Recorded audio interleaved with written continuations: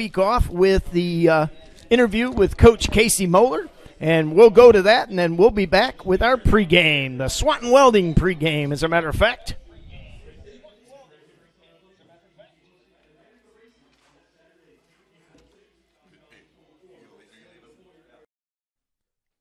LC Tiger Sports Live, welcome in Coach Casey Moeller for a Week 10 conversation about the Wauseon game. But I wanted to look back and kind of just have a brief review of your Delta effort. Obviously, overwhelmed Delta. I think people kind of anticipated that. The two things I think about in a game like that is, did you get accomplished what you had set out to talk about and execute throughout the week? Because I know you have a plan. And did you get away from that game healthy? And how do you feel about, as you look back preparing for Wauseon, how did you feel about Delta? Well, I thought with Delta, we did exactly what we wanted to do going into that game. We started out, really good special teams, right? Making Delta have a long field and then getting a 3-and-out. And in our offensive field position, I think was midfield at worst for most of the game. So we had really short fields. We were able to get a good lead. Got a lot of people in the game, and we got some guys healthy. We held some guys out that normally are starters and get more plays, but we gave them very minimal plays, and some guys we didn't play at all, just as a way to get them healthy. Had we needed them, they probably could have played, but we got out of there with a good win, and I thought from start to finish we played really well, and that includes everybody that got in. Yeah, a little bit different than the Evergreen game where I think you were trying to almost scheme against yourself a little bit, put some internal stress on your ball club, throwing the football and see if we could pick up blitzes, and there were some failures there that you got a chance to clean up. Kind of felt like this week was the same situation, but you were able to execute your way through a lot of things you wanted to do. Yeah, and that was, we wanted to make sure we went out and executed the game plan as best we could and see growth from week 8 to week 9, and I thought we got a little bit better this past week, and we're hoping to see that growth again. Just a small note, when I played, Delta was very good, and that was a rivalry game. That really mattered, and I think you even caught some of that whiff when you were in school playing. I mean, I think we were really good in '96, but we still talked about Delta, and Delta's obviously trying to rebuild a little bit. But then Mike Vickers got there, and he was able to put a few on Rex Lindgren and get some momentum. So Delta has had cycles where they've been effective, and has been a rivalry game, but it has not been that for a while. Yeah, right now Delta's pretty young. They Right. don't have Yeah. a big senior class. And, Right. I think they're trying to build their numbers back up a little bit, but they're always going to be well coached and competitive. They just size-wise weren't real big up front and didn't have quite the depth that we have, and I thought that played a big factor in things. In the JV game, they did a few things that were pretty interesting in the run game, kind of creative there, so no question. As you look now to Wauseon, you have, I think, a league tie, your second league championship in a row. I think magic number is 1 or whatever with one game remaining. But kind of exciting to win a league, but I didn't see any additional celebration or any trophies being hoisted or people rushing the field. I think there was a pretty healthy expectation that if you played the way you wanted to play, this is where you wanted to be. I know that you've got to, before you can win a state championship or a regional title, you got to get this league done, and this is what you do this week. Wauseon is a 6-3 and a 4-2 in a league team. They have won games. They've been in big games. And they had a really good spirited effort against Patrick Henry. I think that Archbold Wauseon game for a little bit was pretty competitive. Then the game got away from them. They beat an Eastwood team. This Wauseon team, they've got a 53, 54-man roster. They are formidable. What were your first impressions of Wauseon when you took a look at them? Well, just they've got a lot of athletes on the field, and they do a great job of getting those guys the ball in situations where they're going to be at their best. The Rodriguez kid is kind of a 5-tool player. He can catch the short pass and turn it into a long run. He can catch the long ball. He's got great ball skills, and then he's in the return game, he's going to be very, very dangerous, especially the punt return game. And then defensively, he's all over the field, can make plays on defense, tackles well, gets to the ball. So he's one of the best players in the league, bar none. Right. The Smith kid on the outside is listed at 6'2". He's got great length. He's the league champ in the 100 and 200, so he's got good speed, good ball skills. They'll throw the ball up to him and just let him make plays. And then they've got a couple other wide receivers that complement them that, when they want to get them the ball, they can, and they'll make plays. They have a running game that is much improved from last year. They're more dedicated to the run, and they're more willing to do it. And the backs run hard. And they've actually got a couple of backs that'll run hard. The Kovar kid is a big physical, strong kid, and he kind of wore Brian down at the end of the game last week. So, and the quarterback is athletic and can move, get out of the pocket, and make things happen, and has a very good arm. So, when you've got all those things, they're a very big play team. In Right. a lot of ways, like Brian, they might get 1, 2 yards, 3 yards, and be in a 3rd and long, and then all of a sudden they've got a 50, 60-yard play. So we have to really guard against the big play, try to keep a lid on their offense, and make them methodically move down the field if they're going to try to score. Yeah, the quarterback, I think Trey Parsons, I think he's certainly, you've seen some good quarterbacks this year and done a really good job of containing them on the run, and they really haven't hit a lot of things down the field. You've had a good pass rush, but there are matchup challenges for us on the perimeter, and they do like to no huddle. They can kind of stress you a little bit in substitutions and different situations. Some of the length you talked about in the preseason has really come to fruition with a Grady Miller. You're getting some really good defensive back play. You've built some depth. The Garber kid is now back. How do you feel like you match up with them in that back end perimeter game? Well, we can do some. We have some options. We can do some things if we need to. I think going in we'll play it just like we normally do. We'll have guys play the sides they like to play, and then if we start getting hurt, or we can change matchups and move guys around and just kind of see what's working best. So we have some options out there. I think the big thing is we know they're going to make plays, and we can't just panic early on. But we got to really see. They made a catch. Do we need to change something, or do we need to kind of stick with what we're doing and just continue to play? Because, at the high school level especially, guys make plays and guys make mistakes, and sometimes you just got to let people play through it. So that's a thing as a coaching staff we got to figure out what we need to do. Do we play through this, or do we need to make a switch, just in personnel or something, or schematically, or coverage-wise? So we've got some options there. We're working on some things, and hopefully – we just make plays, and that's a big part of football. We talk about all the time. We got to make plays when plays need to be made. You go to practice and you talk to coaches, and we have conversations and we exchange texts, and you've got a practice plan, a development plan. The guys you're going to get reps in and all those things, but it does come down to making plays. Like getting a Garber in a lineup and all those different things you're trying to do. Grady Miller's development has been wonderful. You're getting unbelievable play from Cam Colley. These weren't necessarily players that in the preseason and your scrimmage season that really, whoa, what a great player. They've really come a long way, and I think it's just a part of the culture of your program that you kind of stress them to make a play, make a decision. We've taught you in practice. Now it's your opportunity, and I think those kids have really taken that opportunity. Yeah, that's something that even over the years as I've coached, you realize that it's not all about your X's and O's that you put on the whiteboard. We can put guys in position, but we still have to emphasize now you got to make a play, and we talk about that. And again, we're not always going to make the play, but we've got to make the plays when they need to be made, and a lot of times that'll be the difference in a game. Rex Lingard always used to talk about a football game is going to come down to 5 plays. You never know what 5 plays they are, so when those opportunities are there, you got to make the most of them. Well, everybody sees this game as your defense, or Matt Bryan's defense, or your defensive staff's defense against a really unique offense again that you're going to see that stresses you all the way across the field laterally. But sometimes you can win these games offensively, where you control the ball and you're just really physical and it really sent a message early. And I think that's really what you've done.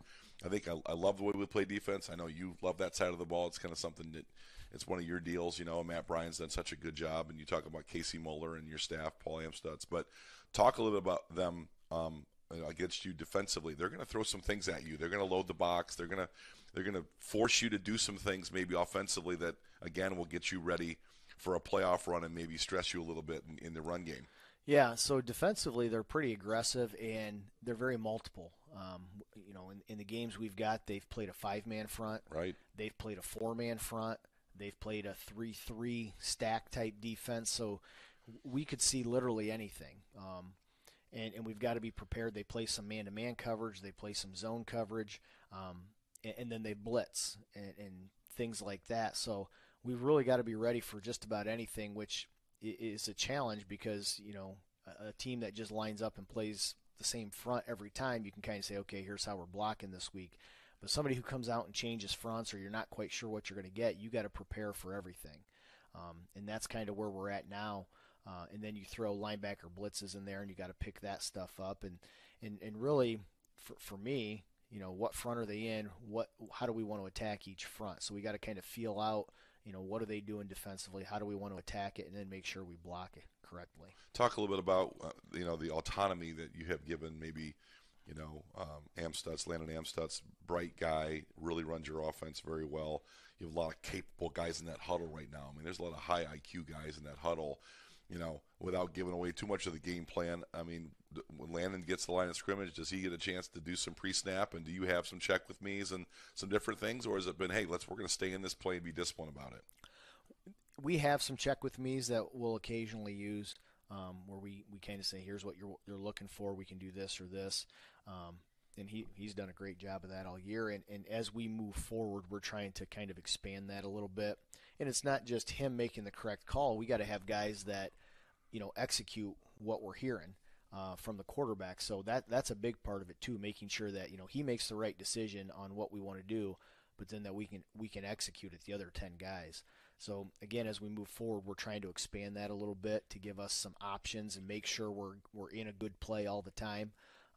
So hopefully, we can continue to do that, and that'll make us a little bit better offensively. We talk a lot about the triplets. They're great players, and we talk about Landon Bockelman, who's net probably the best line of scrimmage player in the area. But maybe talk a little bit about your offensive line. I mean, there has just been a lot of the Stephen Brogans, and you're getting a great play from your guys that maybe aren't. The Spangler kid has really come on and emerged, and Giesky has really come on and emerged, and you knew what you're going to get from Tyler Lay, you knew what you're going to get from Seth Navarre, but you're getting great play from your center position all year long, which was kind of a question mark. Maybe talk about briefly each of those kids, because I think the offensive line has been really the story this year. Well, you talked about Landon Bockelman. He's a known commodity. He's first team All-Ohio as a junior and is played even better this year. And then Seth Navarre, I think, is probably one of, if not the best guard in the league. Oh, yeah. With his size, athleticism, as much as we have him pull. And, if you really lock in on him in a game and watch him block and pull and hit people, I mean, he'll bury guys and love it, And wait, your guys like to hit? I mean, Seth Navarre enjoys hitting? I didn't know that, Coach. Yeah, they take great pride in it. And, for a guy his size, I don't know if we had a guy that size that moves that well. And he's very experienced. Clayton Seal at center has just done a phenomenal job. He really has. He's a guy that, for 6 weeks, it's like, we haven't mentioned Seal at all this year, good or bad, which tells you that he just goes about his business, doesn't make a lot of mistakes, and doesn't really care about notoriety or anything. He just wants to be on the field and help his team win. And then Stephen Brogan has played really well this year. Really has. Got a lot of playing time in the playoffs last year, so kind of had some confidence coming in this year. And then Tyler Lay is kind of the same way. He's a returning starter. And so we've got 3 really good guards that we can rotate in and out of there and build some depth. And then at right tackle, we've had Brady Giesky and Hunter Spangler kind of alternating there all year, which part of it was we wanted some competition to really make these guys compete and earn a spot, but both of them are very capable, so we've been able to play both of them kind of alternating series, but they're getting better and better. They're big, strong kids, and we're just working to continue to get them better. Landon Smith is another kid who's gotten a couple snaps in there. The last couple weeks. And he's played really well, done a nice job for us. And Brooks Bainfeld's the other one that, as a tight end in our offense, obviously isn't going to get a lot of balls thrown his way, but is a really good blocker. He's a strong physical kid. He's coming off of an injury, and I don't know that I've seen a kid work as hard in the weight room to get himself bigger and stronger so that he could come back and rehab that injury and be healthy and play this year. And he's done a phenomenal job. And both physical player. I mean, Clayton Seal, and I think you talk about him. And when a center, you're not hearing a lot about him. Those snaps have been good. You've not had to, call timeouts because he couldn't grip a football. You've had some inclement weather. He has been very consistent. Lastly, Coach, obviously we talk about your offensive line. The physicality of this team has been your hallmark this year. You're 9-0. You're on the cusp of a 10-0, undefeated league season. how big of a game, and I know you're one of these guys that are kind of flatline, like you look at the state semifinal like a business trip, and I know Mark talks about that, but talk briefly as we wrap up. 10-0. You're looking at a 10-0 undefeated league season. That's an important piece. Yeah, we kind of talked to the guys about what kind of team do you want to have? Do you want to be a good team? Do you want to be a great team? Do you want to be an elite team? And I've, my own personal opinion, I've kind of set, you win this many games, you're a good team. You win this many games, you're a great team. And I've kind of said, a 10-win team is a great team. So you can either be good or you can be great. And it's kind of, up to you how you want to finish this thing out, and how you want to be remembered, what you want your legacy to be. Because, we could go out and not play well, and we're still going to be league champ, co-champs or whatever. But is that what you want? And so, our whole goal is always just to be the best we can possibly be. The league will take care of itself. We want to go into this game, and we want to play the best we can possibly play, because that's what we strive for, is being the best we can be. And we'll be looking for you to be very excited after the game if you win, and with maybe a Gatorade bath, probably not, and you get back in the locker room preparing for your playoff game if, in fact, you get one done. Liberty Center looking to go 10-0, an undefeated league season at 7-0. Coach Casey Moeller, good luck this week against Wauseon. Should be a good one at Rex Lindgren Stadium, Kip Kern Field. Thank you. Kip Kern Field. Thank you. All right, we're back here from Rex Lindgren Stadium, Kip Kern Field. It's the Wauseon Indians coming to town to take on the undefeated Liberty Center Tigers. And Week 10, guys, it's going to be a, Liberty Center trying to finish out undefeated, and Wauseon trying to be the spoiler, guys. Captain, this, you aim for a game like this after went through the season we've had, and there's been some lopsided wins, and you worry about the team getting complacent, getting soft and fat mentally, But I think the coaches, we talk about how well they do, and they really do a great job. That could be the broadcast. Yeah, I'm a little worried about that comment. Soft and fat. You stick an old in there, Spike, and we got problems, brother. Yeah, but they every night they work on attitude, precision, performance. Look, only right now is what matters. This week, right now, we're not worried about next week, the playoffs. We're not worried about who our next opponent might be. It's all focused on the immediate. Well, you have to love the approach of Casey Moeller. He is all business. You didn't see them hoisting a trophy, after the game against Delta. They had, gotten his third league championship. I think their third in the last 5 years or something like that. You didn't see them rushing the field. You didn't see overwhelming excitement, because that's really not what they're here for. They're here to win this tonight. 14 seniors on senior night. They'd like to be 10-0, clean slate, sweep the league, and own that league championship all of themselves. And, Spike, they have a very unique challenge tonight in Wauseon. So to your point, and you've been saying it all year long, these kids are focused. This senior group has kept a lid on the emotion in terms of them looking ahead or getting too excited about what they've done. They're very focused as they prepare for a pretty good Wauseon team tonight.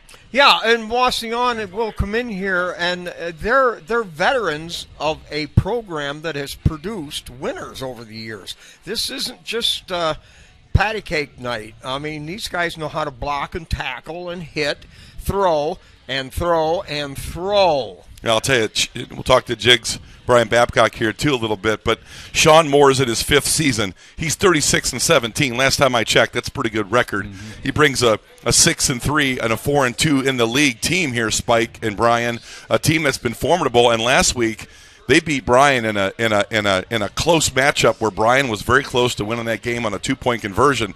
So Wauseon here comes in kind of excited to play this game. You see them in their pregame; they're very energized. They've got some very good athletes. Their quarterback tonight in Troy Parsons, another good athlete that can stretch the field. And they're going to be throwing to a guy named Tyson Rodriguez that I would argue, Brian, that might be the best athlete in the NWOAL net. Yeah, he is. He does it on offense, defense. He does it kicking. He's their kicker, extra point kicker. He's their punter. He does it all. And, yes, he is very dynamic with the ball in his hands. They will fade him up run him deep. So our corners and safeties will get challenged tonight. Well, we've had really good defensive back play, Spike and Brian. I think you guys both have seen that. Not only has we've seen the emergence of Grady Miller, who has been kind of a lockdown corner, but you've got a guy named Cam Colley who might be the best defensive back in the entire NWOAL. And Spike, in terms of statistics, you look at the number of interceptions that Cam Colley has, and you start throwing in guys like Thomas Moeller, who's got a great nose for the ball, and last year's interception leader in Landon Cruz. Those three guys that not only can defend, but they got a great nose for the ball. Well, Cam Colley, I mean, check this stuff out. He shares the NWOAL lead with 5 interceptions. He's returned 2 interceptions for touchdowns. He has 4 special team touchdowns, wow, 2 punts, and 2 kickoffs for scores. Now, that is human dynamo, and I would challenge, we've had some great athletes. Jesse Smith, for example, maybe one of the greatest of all time. But where can you find somebody with the impact and the dynamic, emphasis on what he can do and make big plays? Where is there another guy that can match these stats? Well, there's not, and that's kind of what you're saying.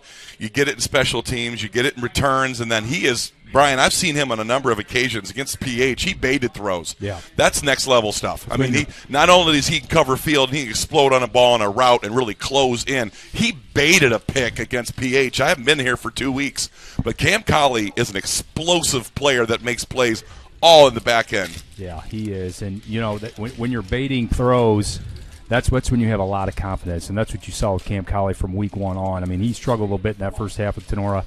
He's been on an ascent ever since, making plays all over the place, and I think he's going to make a lot of plays tonight. I mean, Trey Parsons, he's going to get out of the pocket. He's going to take some shots now. I mean, I've seen some balls where he's completing, balls 40, 45 in the air, so they're going to take some deep shots. Vertical. They are going to go vertical tonight, so I'm interested in in how our corners are going to respond to that. Well, I'm anxious to see Spike tonight. We talk about our defensive back play, and I think last week they were the unit. No, that was special teams. Those defensive backs, though, have been the unit of the game at least one time in the last 4 or 5 weeks. They've really performed well, had a great game against PH. Of course, they came back. Evergreen Delta played very well. But it really comes down to the pressure that our front 3 put on that quarterback. We've not had to do a lot of blitzing. We've not been very exotic up front. You've got guys with their hand in the dirt getting to the quarterback, and Landon Bockelman is that guy. Certainly you got number 70, Seth Navarre, who is excellent off the ball, and we're getting just outstanding play from Xander Zeiter. We're getting pressure with 3 guys, and once in a while we'll add a 4th on the line of scrimmage. That will be number 2, Colton Cruz. But Spike, talk about the pressure and the intensity of what we're seeing up front from our Liberty Center Tigers, giving quarterbacks fits. I mean, they have no time to look down the field. Well, our defensive front, Xander Zeiter, Bockelman, and Seth Navarre, but we've also got players, Noah Jensen, Goose Giesecke. Spangler fills in on the line. And so they've got 6 players that can play the game, and there's a couple more that should be, if they were on any other team in the league. It's depth. They can throw people in and run them out. They can take a break. They can bring them off, explain something, and they don't miss a beat. And then on top of that, they might switch Baki from the left side to the right side. They might blitz a linebacker occasionally. And you mentioned we haven't seen much blitzing. Believe me, in practice, they know how to run the blitz. They have some you used the word exotic, I love it.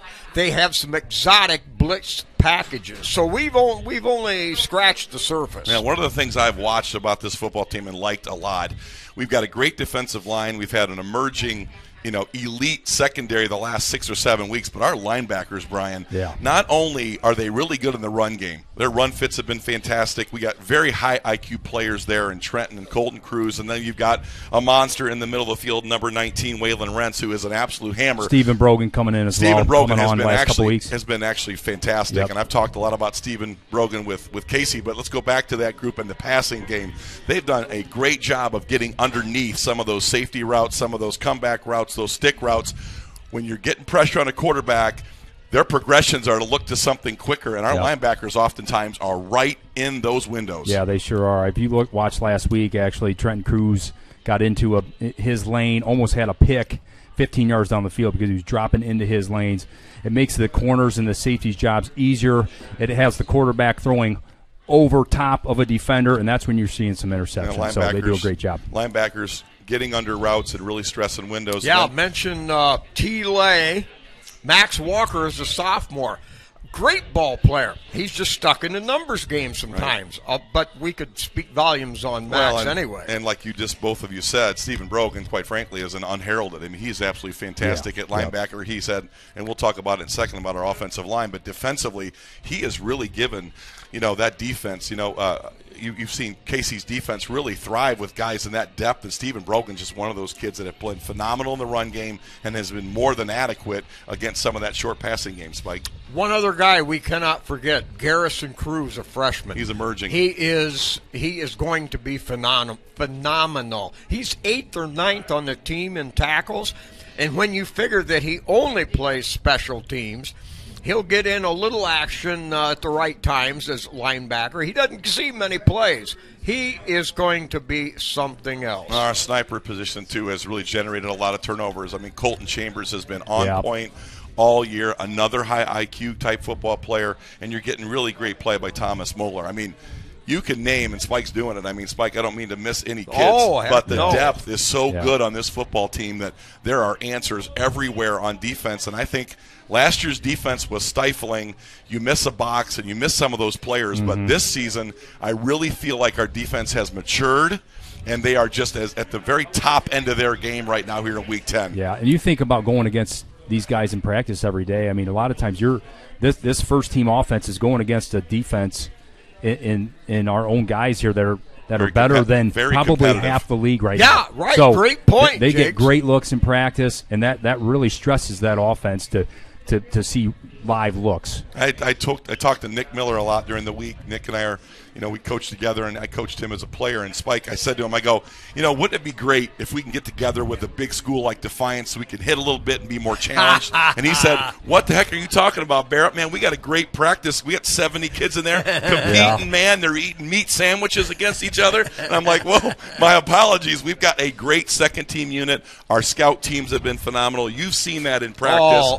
It is so competitive in those 2 and 3 deeps. Those kids are itching to get scout team reps. Well, just and watching our offense, all of a sudden you'll see the old what we used to call the hamburger squad. They'll be picking off passes. They'll be knocking people down. I mean, you look at that and it's like, whoa, dude, find room for this guy. Let's talk a little bit about our offense now. I mean, defensively, we know who we are, and we've mentioned a lot of good things about our defense. But we've been overwhelming on offense, and I think and Spike, again, you're at practice a lot. You see these things, but our offensive line has been absolutely devastating. And I think we talk about our running backs, and we talk about Colton Cruz and Trent Cruz and Colton Chambers, and you talk about Thomas Moeller. I mean, we've got all kinds of weapons on the perimeter we can throw to. We've had a great year from Landon Amstutz, but our offensive line has been as good as it gets. And I'm looking at guys like Clayton Seal at center, who has gotten virtually no notoriety. Yeah. You haven't seen a bad snap. You've seen us running on time. He hasn't missed a block. He's got blitz pickups. You don't notice him, and that's a good thing. You don't notice the center because he's been fantastic. Yep. Seth Navarre, a 6'2", 230-pound senior, has been first-team All-League good at guard. Of course, Landon Bachman, All-World at one of the tackles. Tyler Lay, getting back after 3 games, has been All-League junior as a guard. And then, Spike, you're talking about Brady Giesge and Hunter Spangler, 2 guys, junior and sophomore there. Big dudes having great years at right tackle. This offensive line is as good as we've had in the history of this program, at least the modern-day history of the program. And it's scary because you look at that unit and the offensive line, you say, wow. Right. You look at Amstutz. He's completing 64% of his passes, by the way, to only 58 for Wauseon, the quarterback. Trey Parsons. Trey Parsons, yes. So this kid is accurate, but then you go to another unit, go to the defensive line. You think, oh my gosh. Then it's the linebackers. Then it's the snipers, and our where's the weakness, man? Where Find is me the one. link? Yeah, Grady Miller, to go back to him on the defensive side, 6'2", I believe, and he plays the other guy's big man, and he has terrific instincts for a defensive back, a corner who really has to face. And what better player to have as your free safety than Landon Cruz, number 8. This guy reads the field. He's the field marshal. The eraser. Out there. He's the eraser. The eraser. Ha ha! Yeah. Well, on offense too. Quite frankly, we don't talk a lot about our receiving core. But I would challenge you to, when you look at someone like Colton Chambers, who drops 2 passes a year, you've got a guy named Aiden Talent that can catch the ball. You've got Grady Miller. You've got Landon Cruz. I mean, Jiggs, as a defensive back, you might say, man, we got to support the run. We got to support the run. Well, guess what? Those guys can get behind you. They run great routes. Landon Cruz is a great route runner. Colton Chambers is fantastic on third downs, moving the chains. We have a very efficient passing game, and Landon Amstutz, quite frankly, has really answered the call as a senior. He sure has, and they're starting to work the tight end in a little bit, Spike. We saw that last week, and at Evergreen. Brooks Bainfeld with a couple catches last week, and trying to think another guy that was in there. But we did. We used the tight end a little bit on a tight end screen. Well, Brooks Bainfeld and Zach Weaver. Zach Weaver was the other one, yes. And a little pop pass, so that's just another play to put in the arsenal for this passing game. Football at any level, offensive football, when you have a dominant tight end, somebody that can catch the football, he just creates your whole passing game. It doubles, it triples in value, and there's just so many good things that can result. Just for example, now receiving. Colton Cruz, 14 yards a catch. Trenton, 15. Landon, 15 yards a catch. Talent, 11 yards a catch. Colton Chambers, 15 yards a catch. I'm not talking nickel and dime, 5 and 6 yards at a grab. But these guys are pushing the ball downfield. That is a first down every time one of them catches the football. Well, not only do they move the chain, Spike, those are great numbers, by the way. I did not know we were averaging almost double digits per receiver, but that is yards after catch, Jigs. I mean, we're running stick routes, we're running quick slants, we're running small little routes that get you 6 to 7 yards in the air, but then they're able to turn that into 5, 10, 15 yards down the field. We can create big plays in the passing game. We just haven't had to do it yet. And I'm kind of anxious to see as we get down the trail. And I think Wauseon will stress us tonight with a lot of blitzing. They'll pressure the run game as much as they can. We saw some things in Evergreen we liked. I think Casey saw some things in terms of blitz pickup and maybe turning the ball over in the passing game. But I really think Liberty can throw the ball effectively if they have to. Yes, they have. They've shown that. Landon Amstutz is very efficient, and we have athletes on the outside that can go get it when we need to. Just haven't really had to yet. Yeah, I'd be really anxious to see, Spike, when we are pressed on 3rd and +5, 3rd and +8, can we dial some passing game up? And we haven't been in 3rd and +5 very much. No. I mean, our running game has put us in 2nd and 2, 3rd and short, constantly pressing first downs. I mean, our running game has been so dominant. Again, tribute to our offensive line. But, man, we just have not been stressed where we have to convert something in the passing game. But I got a lot of confidence if we had to, we could. Well, yeah, and if we have to, and that's just it. We have such a great offensive line. I want to go back to the running backs, and my personal most exciting part of the football game is you have mentioned yards after the catch. I love the yards after you break the line of scrimmage. Second level, Second third level, yes, yardage. The Cruz brothers are as enormous. They're huge. They have some of the best collective moves. Throw Thomas Moeller in on that. These guys can do magic with their feet, their footwork, the twisting and spinning of the hips. They can do everything once they break that line of scrimmage. Well, like you said, Spike, seniors are getting ready to get on the field. All 14 of these guys, a transformative group that have won a lot of football games. At the end of the day, we block downfield as well as anybody in the state of Ohio, and that's a big part of our home run hitting run game. Mark? Well, guys, it will be all seniors from all of our fall sports programs. So great. We'll That's have even quite a few seniors come across the field here, and we're going to switch over to our high-def camera and try to pick them up as they come across the field here. So, Mark, I think it's notable as the seniors get ready. This is not only senior week, but it may be championship week. The girls volleyball team wins the NWAL championship. Girls cross country win one, and the boys have won in football their championship. Yeah. Girls soccer last night sectional champs. Yep. That's a lot of championships in 1 week. And I'll tell you what, we will, because I know we got internet out at Evergreen. They'll be at Evergreen next Tuesday, and Tiger Sports Live will be with them. Well, that is 4 championships in 1 week. That's fantastic. So that's the girls' soccer team? Yes, girls soccer team. Next Tuesday, we will be at Evergreen, and we will be covering that. Dave Barrett, Coco Roth on the call for Tiger Sports Live. Cole doesn't know it yet, but he's going with me. So Cole, the master engineer. That's right.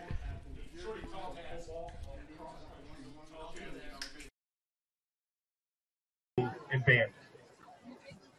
We will start our recognition tonight with our senior football players. Our first senior is Landon M. Stutz. Landon is being escorted tonight by Paul and Rachel M. Stutz. He is a 4-year member of the football team. After high school, Landon plans on attending an undecided college to study education while continuing his baseball career.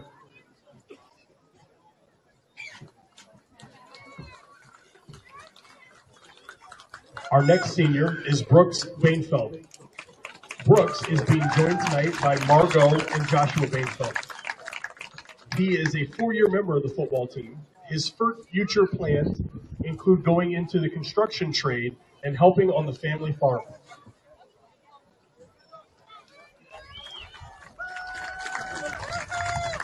Next up is senior Landon Bockelman. Landon is being escorted tonight by Mark and Kylie Bockelman. He is a 4-year member of the football team. At this time, Landon's future plans are undecided.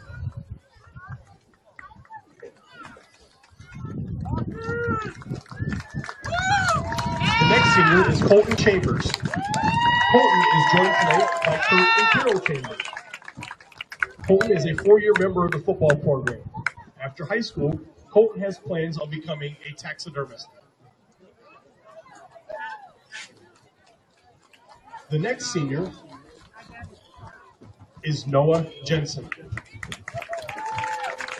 Noah is being escorted tonight by Andy Jensen, Sarah Jensen, Susanna Chandler, and John Chandler. He is a 4-year member of the football team. After high school, Noah plans on attending Bowling Green State University and studying actuarial science.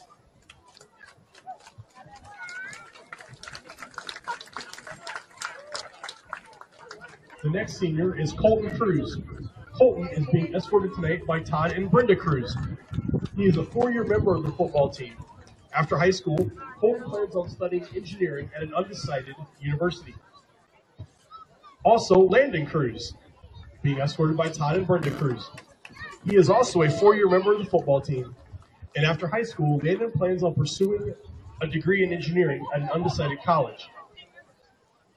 And last but not least is Trenton Cruz. Trenton also being escorted by parents Todd and Brenda Cruz. He is a 4-year member of the football team. At this time, Trenton's future plans are undecided.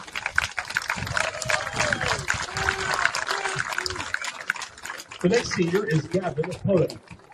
Gavin is joined tonight by Chris and Amanda Podek. Gavin is a 4-year member of the football team.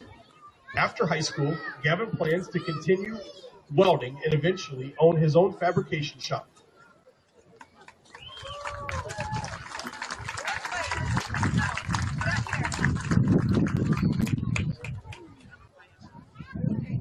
Next up is Seth Navarre. Seth is being joined tonight by parents Stephen and Aaron Navarre. He is a 4-year member of the football team. After high school, Seth plans on attending Bowling Green State University to major in construction management.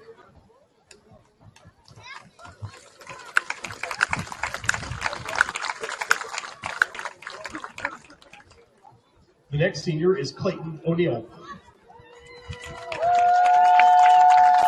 Clayton is being joined tonight by Bobby and Jody O'Neill.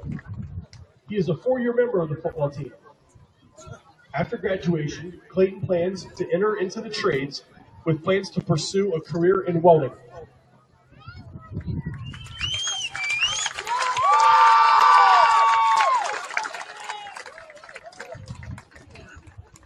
Our next senior is Landon Smith. Landon is being escorted tonight by Tom and Jessica Smith. Landon is a 4-year member of the football team. After high school, Landon plans to go to Owens Community College or to learn a trade. Next up is Aiden Talent. Aiden is being joined tonight by Amanda Talent and Paul Talent. He is a 4-year member of the football team. Aiden's future plans are to immediately enter the workforce or join a trade after graduation.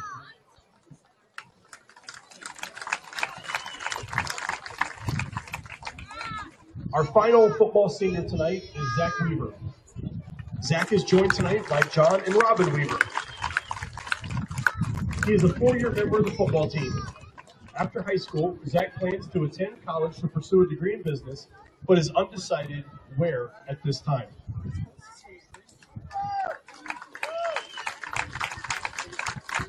Our next group of seniors are from the cross-country teams. The first senior cross-country runner is Michaela Meller. Michaela is being escorted tonight by Kirk and Jody Meller.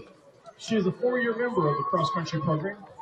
After high school, Michaela plans on attending Bowling Green State University to major in fashion merchandising.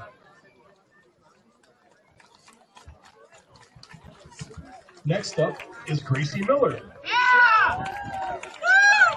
Gracie is being escorted tonight by Nick and Heidi Miller.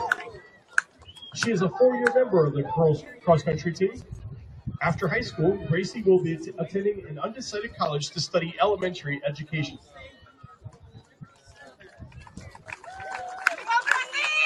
Our final cross-country senior is Christine Minnick. Christine is being joined tonight by Brandy Minnick and Doc. She is a 4-year member of the cross-country team. Christine's future plans are undecided at this time.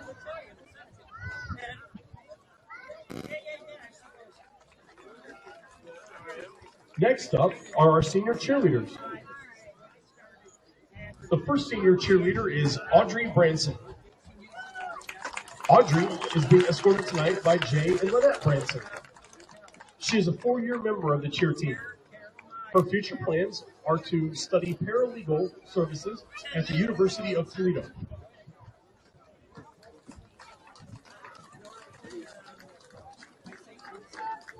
The next senior is Aaliyah Brown. Aaliyah is joined tonight by Greg and Lisa Brown. She is a 3-year member of the cheerleading team. Her future plans include pursuing a degree in social work, but she is undecided on a college at this time.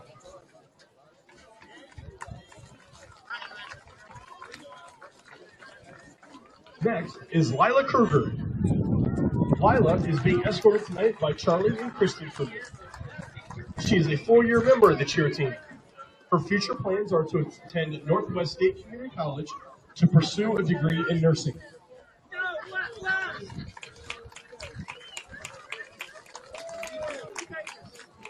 Our final senior is Jessie Miller.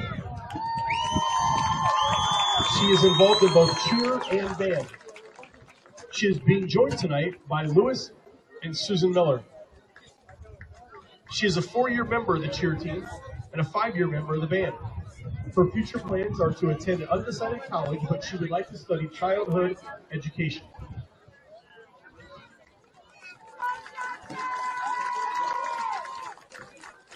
Our final group tonight are our senior band members. First up is Alan Blair. Alan is being joined tonight by Jeff Blair, Melanie Martin, and Wes Martin. He is a 5-year member of the band. After high school, Alan plans to attend an undecided conservatory to study saxophone performance.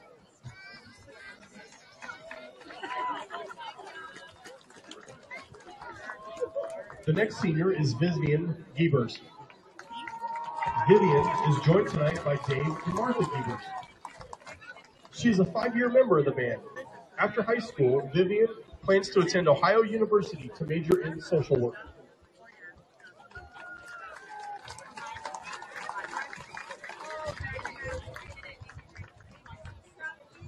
Next up is Reese Kessler.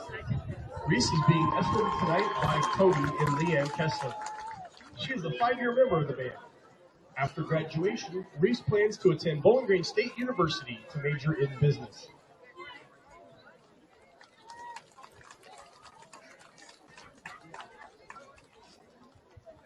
Our next band senior is Jayden Scarborough. Jayden is being escorted tonight by Teresa Kidd. She is a 4-year member of the band, and after high school, Jayden plans to attend Bowling Green State University to major in music education.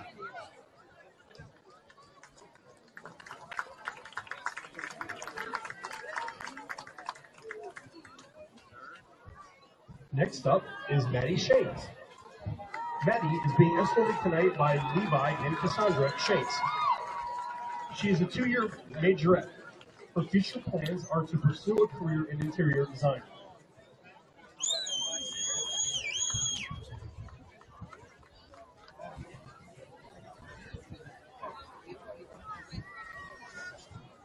Our final senior tonight is Jillian Stevens. Jillian is joined by Karita and Jeremiah Stevens.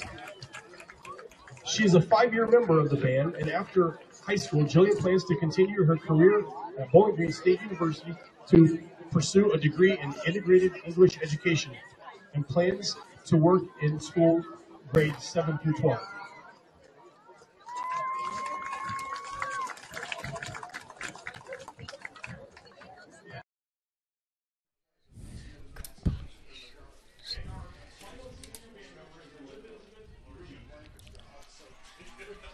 Elizabeth is being escorted tonight by Angie Spradlin and Bill Spradlin.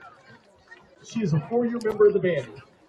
Elizabeth's future plans are to attend the University of Toledo to study astronomy.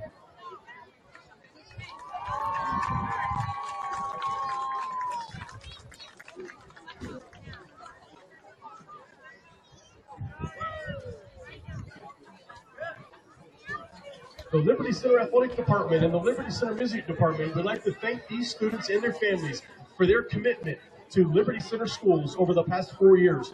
We wish them all the best in their future endeavors. Please join us in a big round of applause for all of our senior sports athletes, band members, and their families.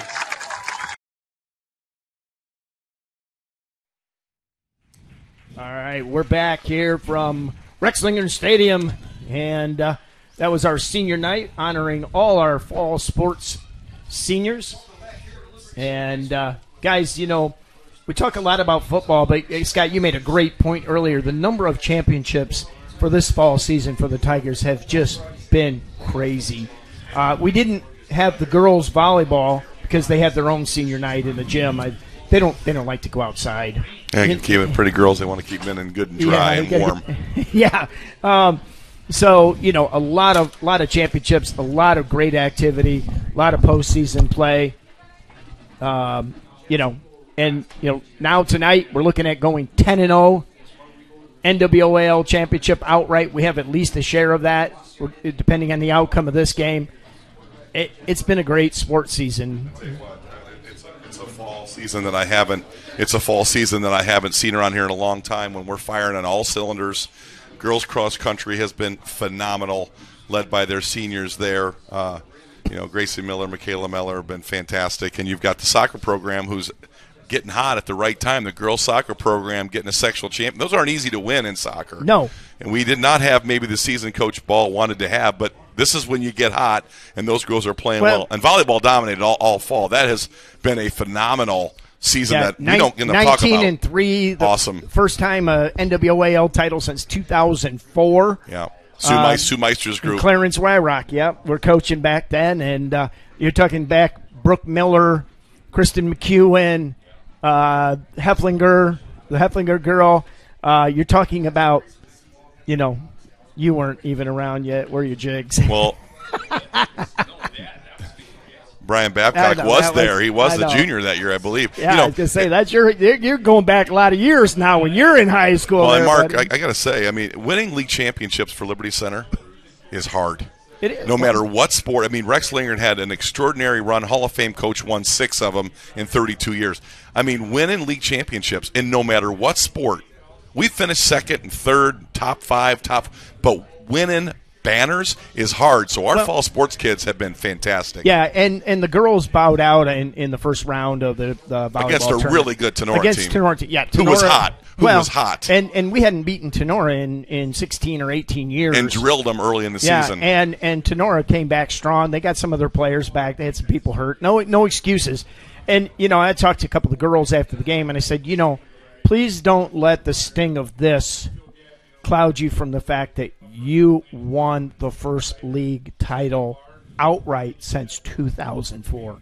I said, I know the sting of a defeat always hurts for a few days or whatever, but you'll recover from this. So, all right, we're down to about national anthem time. We got a couple minutes, guys. Anything we want to add real quick before we get to national anthem? A couple things really quick. Wauseon won the toss and deferred to Liberty Center. I'm not sure that was the right decision to give Liberty Center the ball, but I know Casey likes to defer. I think one thing to keep in mind tonight, this is a good Wauseon football team.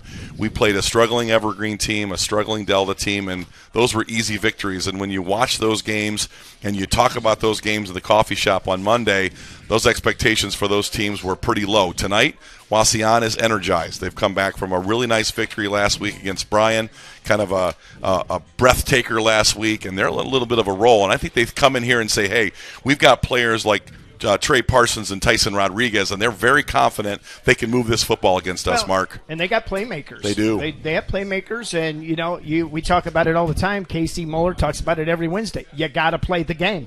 Yeah. You got to make plays. And, that's what he's put up against his players to say, hey, you've got to make plays here. All right, we're going to take a break here for the national anthem, and we'll be right back after this.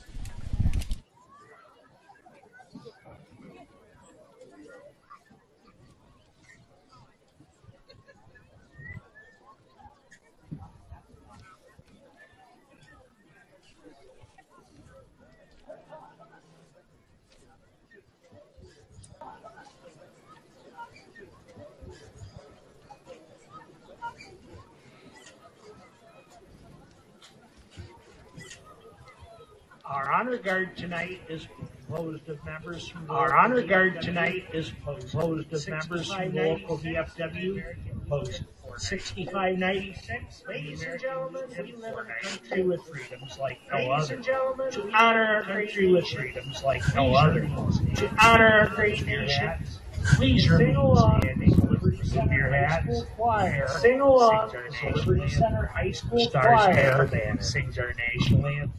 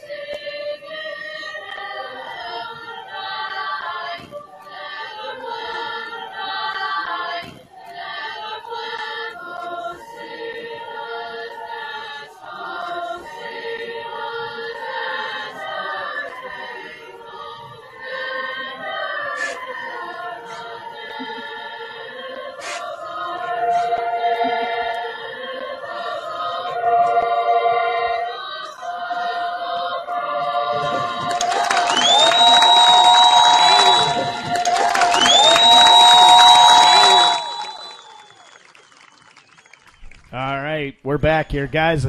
Just about underway. We're minutes from kickoff here. And once again, Scott, let you know that Wauseon won the toss and they deferred. And, guys, you mentioned it. Giving Liberty the ball up front, I'm not sure about that one. I'm just not. So we talked about it in the Swan Welding pregame show. That Liberty Center offense has been just the death knell of opposing defenses with the way they hit and run the ball and our offensive line. And Spike, I don't know that if I'm a head coach right now, I'm not sure which side of the ball I want to play Liberty Center. I might just defer the whole thing. I'm not sure. Yeah. And here they come, those swashbuckling men in black, through the cheerleader ropes and out to the field. Wow, what a beautiful sight here on Kip Kern Field, played in Rex Lindgren Stadium. The pit, the black hole, as it is so ignominiously, or however you say that, known around the league, and nobody likes to come to Liberty Center to play. Well, tonight, too, it's a special night. You've got senior night tonight, Brian, and I'll tell you, you've been through a senior night. I've been through a senior night. There are a lot of games. There are rivalry games. There's playoff games. There's league title games. But, man, your last home game in a regular season for a league championship, a senior night's pretty doggone special. It's a little bit of extra juice. Tonight. The blood is flowing for sure. There's something special playing your last home regular season game. Now, sounds like we're going to get 2 more here in the playoffs probably. So that helps. But, yeah, there's a lot of hype going on the sidelines. I know that, Spike, you've seen it, the senior night dinner with their fathers. They sit down, they have steak together. Their fathers get to reflect back on their sons' careers. It's a sentimental thing that we do here, and it's just a special time for seniors, their parents. Again, I know Brian talks about hosting home games, and that's true. But man, this is for a league championship outright. You're playing a rival in Wauseon, and really kind of, all the marbles are on the table tonight for a victory. Yeah. This is like the big leagues. This is the World Series. There you go. Stuff. There you go. That's the big leagues. That's right. Play the big boys. That's right. And we all grew up, Spike and Brian. Wauseon was a football program. Yep. These guys could play. Mark Emmons, Larry Fruth, some legendary Tim Campana. They had coaches. They had programs. They had state championships. This is a proud, legitimate program that I think Sean Moore is rebuilding. An alumnus himself. He comes in at 36 and 17. I think Wauseon's on the rebound. Big roster, 62 kids, Spike. Yeah. That's as big as it gets in this league. We're at 69. Wauseon at 62. Pretty formidable. Yeah, coming into the game. Now, back before the Rex Lindgren era, Wauseon led in the total history series, but Liberty Center has turned that around. They've won the vast majority of the games in these last 30 years. And so Liberty's edge now has actually climbed above 500. We're 49 and 45 and 3 ties. Wow. In, what is that, 90, almost 100 years. That's amazing. And, it's great. This league, Spike, the oldest league in the state of Ohio, the Northwest Ohio Athletic League, just makes for so many cool rivalries. These Liberty Center, Wauseon charter members of this league, you're talking 100 games. I mean, that is saying, that's a mouthful. That is a mouthful. All right, back deep will be Colley and Moeller standing at around their 5-yard line. Wauseon still jumping and jerking around and loosening up, and Liberty Center kind of the same way, a prancing and a dancing. They want to get this thing going. It's like 2 heavyweight fighters at the in the middle of the ring, man, getting the ring instructions. I'll tell you, Brian, you look at these Wauseon Indians, just your first look, first glance, first blush. There's some athletes, there's some size, there's some speed. They look like they want to get to it a little bit. Yeah, they have some players for sure, and they'll be pretty big up front. They got a lot of athletes that are going to fly around tonight. So yeah, they've won. They're 6-3. It's a good football team. Yep, good football team. All right, we're just about set to go, and here's the kick. High end over end. That's going to go into the end zone, a la Max Walker kick. And Liberty Center will get the ball out on the 20-yard line. I mentioned that Tyson the 25. I mentioned Tyson Rodriguez, number 9 Spike. He kicks off. He's got a really big leg. They will do some long field goals with him as well. He is their punter and big player on defense. Really helps their special teams, Tyson Rodriguez. All right, Liberty comes out. I believe that's Cruz set out wide to this side. Tigers with a wing right set, tight end left. Cruz is in the backfield. Now play action pass, has a man out there in the flats, caught at the 30-yard line. Colton Chambers, receiver extraordinaire out of that wing spot, did it down and then a hard out. You're talking about Wauseon committing 8.5 guys in the box, 4 guys playing a 4-4 kind of two-look, just making Liberty Center have to throw the ball. And what they do, come out, Casey Moeller calls a nice little power pass for a nice gain on first down. 9-yard gain, 2nd down and 1. Liberty has the ball at their own 29. Now double receiver, the tight end out here, wide out to the wide side, out of shotgun. Now man in motion, little jet sweep coming around the corners. Cruz pounds off one tackle, spins through another, and bangs his way forward for about 4 yards and a Tiger first down. Trenton Cruz is not going to be brought down by one guy. You know, we've got great blocking at the point of attack, but, man, these guys are like tackling barbed wire. No one wants to touch them. They're running through arm tackles and always getting positive yards, moving piles. Wow. All right, now, Landon Cruz spread out wide to the Wauseon side of the field. Liberty has the ball between the hashes on their own 34. Wing right set with Chambers. Now he'll go in motion. Give to the second back off this left side, runs into interference, and battles only back to the line of scrimmage. Talking to Nick Miller today a little bit and yesterday, they're going to take some chances in this run game, a little bit like Otsego did in the playoff game, or the regular season game last year. They're going to blitz the A and B gaps. Those are those gaps between the guard and center and the guard and tackle. And one of their top defenders, Austin Kovar, their leading tackler, will create some havoc in there. Good player. All right, Tigers come out now. Trip receivers to the far side of the field. 2nd down and 10. Out of the gun, Amstutz rolling left, stops, looks, fires upfield, and incomplete. Aiden Talent on the little drag option route. Liberty Center, one of the very few times you'll see them, Brian, in 3rd and 10. Yeah. This is not, typically Casey wants some yards and stays in front of the chains. We're a little behind the chains here. Spike, we talked about their passing game. Here we go. We might need to dial something up to get the first down and advance these chains. All right, yep, you mentioned that earlier, and that's what this is all about. Wauseon has to respect the run, but, Liberty could come out here with some kind of a little cross buck sort of thing. Now out of the shotgun, rolling right, has time, throws up field, and that's going to be tipped. Was it tipped? It was tipped. Yeah. Tyson Rodriguez on the tip at the line of scrimmage. So a little rollout, cutting half the field off, two-man route here to the side, Liberty Center sidelines, and Wauseon is going to get off the field. And Brian, this first drive, Wauseon took a shot and won the bet, got Liberty to turn it over. I don't know that we saw a 3-and-out from Liberty to start the game all year. It's been a long time, maybe all year. Wauseon, they did get one first down, but okay, he kind of looked, now punts a poocher, and that's going to ping-pang around. Now it'll take a little bit of a Liberty Center roll down inside the 35-yard line. Wauseon deferred, gave the ball to Liberty Center. We kind of questioned that decision, but, I'll tell you what, Sean Moore has confidence in his defense, and they really did a good job there. A lot of athletes. They dedicated 8.5, 9 in the box, stuffed Liberty in a couple early runs, and give Wauseon a lot Yeah, of credit. Get the football here. And not much blood lost. A mental message was sent. Hey, we ain't backing down. I'm we're here to talking play. about Wauseon. Right. We're not backing down. We're coming right at you. And so now they get control of the ball at their own 32-yard line. They run a wide out to the far side, 2 over here to the wide side of the field, out of the gun with a single setback. Now we've got a flag on the play. Nice.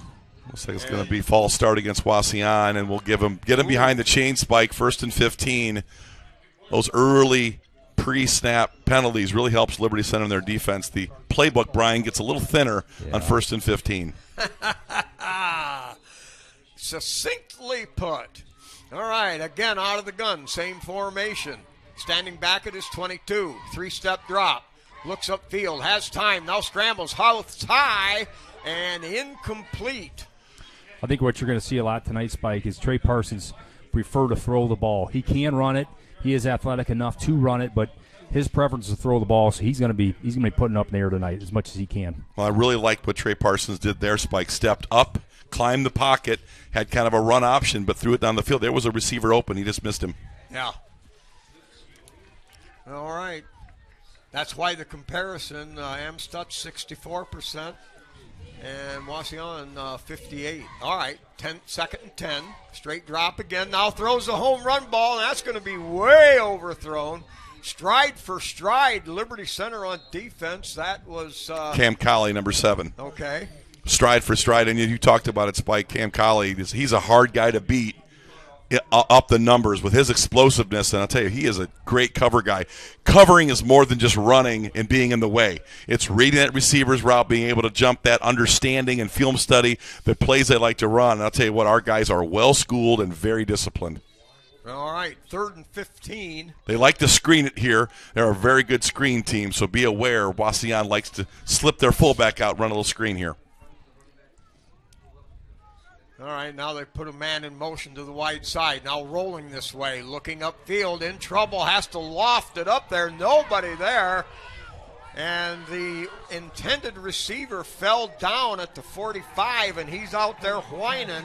Now Tyson Rodriguez about got to get a call, but Tyson's feet got, I think, hung up there, Brian. I'm not quite sure if that was Landon Cruz or not, but he looked to turn towards the sidelines on a little bit of an out, but their feet got tangled. He got to the ground. Yeah, look incidental there. Notice the pressure. Bachman was closing in there. I think that's gonna be a big factor in this game. The pressure on the quarterback. That was your 3 and out. And Wauseon will punt from their own 27. Ooh. High spinner. That's going to hit at the 35. Picked up on one hop is Moeller, I think. Good coverage. About a 5-yard return, but that's field position when you figure, obviously, when the ball was probably going to take another 20 yards bounce. Well, Tyson Rodriguez, an excellent special teamer, maybe one of the best kickers in the area, just flipped the field. Good tackle by number 15, Xavier Molina. Again, Wauseon can run. Their coverage teams are effective. They're good tacklers, and it's got Liberty Center back around their 30-yard line for their second drive. Yeah, about a 45-yard punt, rounded off. All right, Liberty Center comes out, wing left set with Chambers over there, tight end this way with a single wide out. Now motion, jet sweep. They're trying to get outside. Great penetration from Wauseon, and they take that down. The ball carrier Chambers gets maybe back to the line of scrimmage. And Wauseon very active in their defensive backfield, Brian. You're seeing the cornerbacks play run. You're seeing the safeties play run. That can be good and effective early. A little blitzing from the linebackers, but that opens themselves up to a little boot pass, something a little bit later in the playbook. Them safeties are screaming downhill right now, too. They're reading, run, and coming down, so that's when that boot pass comes and you get them over the top. All right, now the Tigers come out with a double wing set, single setback, now motion, Colton. He gives straight ahead to Trenton, and boy, what's a one-man show there. Brought him down again, no gain, 3rd and 10 for Liberty Center. Ty Davis, and defensive lineman, 6'3", 175, I think beat Landon Bachman right off the snap. That is about the 4th play so far in Liberty's offense that's either a tackle for loss or a no gain. Wauseon thus far doing a fantastic job beating Liberty, winning those snaps at the line of scrimmage, Brian. I didn't expect to see that, but they're doing a really good job controlling the run game. 3rd and 10. Fast, playing really fast right now. Well, for every motion, there's an opposite motion. Like you guys were just talking about, expect some modifications on the way. Now, out of the gun, throws over there, caught downfield, and no, incomplete, fell to the ground. He was covered well. It would have been well short of a first down. Oh, you were hoping for some yards after catch, but good coverage there. Number 2, Braylon Miller, another good athlete at 5'11" and 143, all over that route. Colton Chambers drops the ball, which is a rarity. And Liberty Center basically 3 plays, no yards. Wauseon's defense has come to play early in this football game. All right, gets it off. High, spiraling punt. Fair catch called for down at the 36. 33-yard punt, no return. Wauseon now has the ball for their second possession. Still 8:28 left here in the first quarter. Very, very impressive winning the line of scrimmage. I did not anticipate that the first 2 drives. Liberty's run game basically stalling. Give a lot of credit to Wauseon, Brian. A lot of activity in that second level, blitzing, cornerbacks and safeties involved in the run game. You can see there's 3-4 guys there every run play right now, so see what Liberty does. All right, Liberty with their 3-man front. One of the snipers up. Now they show a little blitz possibility. Here's the snap, give up the middle. Not much running room there at all. Maybe the line of scrimmage, and that's it. Yeah, Trent Cruz on a little outside blitz. Got right down the line of scrimmage, went horizontal with a fantastic play. He's a great tackler, excellent nose for the football, and he's really good in the run game. When you see him on that outside like that, the way he hugs that line and gets skinny on that line, that's really impressive. Trent Cruz has 62 tackles. The next one closest, Waylon Rentz with 38. That's how valuable he is. Now a hard out, caught, and Tigers gang tackle him up there across the 40. It'll be a gain of 4 yards, Dal, depending on the spot. But the Tigers did well to coagulate around that receiver. So good throw. Gain of 4. Good throw by Trey Parsons, Brian. I mean, that ball went. He's got a big arm. Went 15 yards to get 4. I mean, he threw that ball all the way across the field from the left hash. That was a good completion. I've seen him throw 50 in the air in the game, so he's got a big arm. All right, Wauseon with that standard one receiver one side, now 2 over here. In shotgun, he'll run a roll this way. Tigers put on pressure, the lob high, and Colton Chambers may have got a hand on that. Got a tip on that pass. Well, you can see early in this game, Spike, they want to keep the pressure off Trey Parsons, and they're going to roll him right. They're going to roll him left. They're going to keep him on the move because you sit him back there too long with that young offensive line. That front 3, Seth Navarre, Xander Zeiter, and Landon Bachman will get to him. So I think Wauseon's plans to keep him mobile and not leave him back there like a sitting duck. That's when your corners and safeties start jumping. They start recognizing these routes. They're going to start jumping here. All right, second punt for Wauseon. A boomer high. Fair catch called for down there around the 20-yard line. 38, no return. Wow. I mean, that ball was stratosphere. And we talked about special teams, and typically we're advantaged there with our punters and kickers. But I'll tell you what, Tyson Rodriguez can flat-out kick the football. Yeah. He's flipped the field twice. That was a lot of hang time, a lot of time for his coverage teams. Those balls are hard to catch on a fair catch, so give Tyson Rodriguez a lot of credit. Oh, yeah, they start turning and spinning a little. And all right, now the Tigers go with it looks like a 9-man line.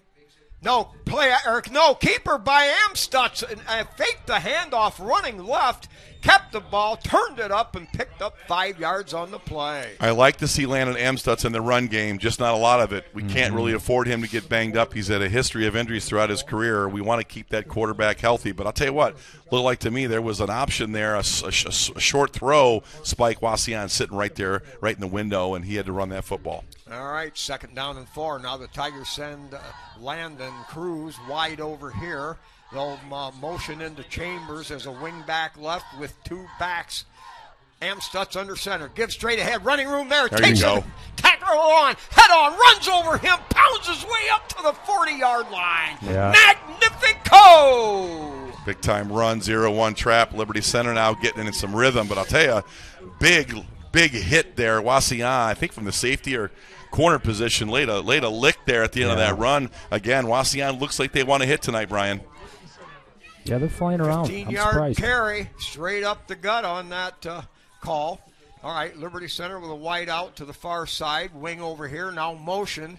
They give it to Colton out of the jet sweep. Cuts it up. Cut. Here has we running go. room. Makes another cut. Spins through a tackle and piles his way up to the 50-yard line. And I'll tell you what, if you're going to blitz in the A gap and you're going to send more than we can block, and we get the perimeter, we get the edge, you're looking at big yards. And I'll tell you what, Liberty does a great job of getting to the edge and then making those cutbacks. Great run, excellent play call. Liberty Center now finding some rhythm in their offense. Yeah, 11-yard gain. Liberty Center now in Wauseon territory for the first time. Ball at the Indian 49.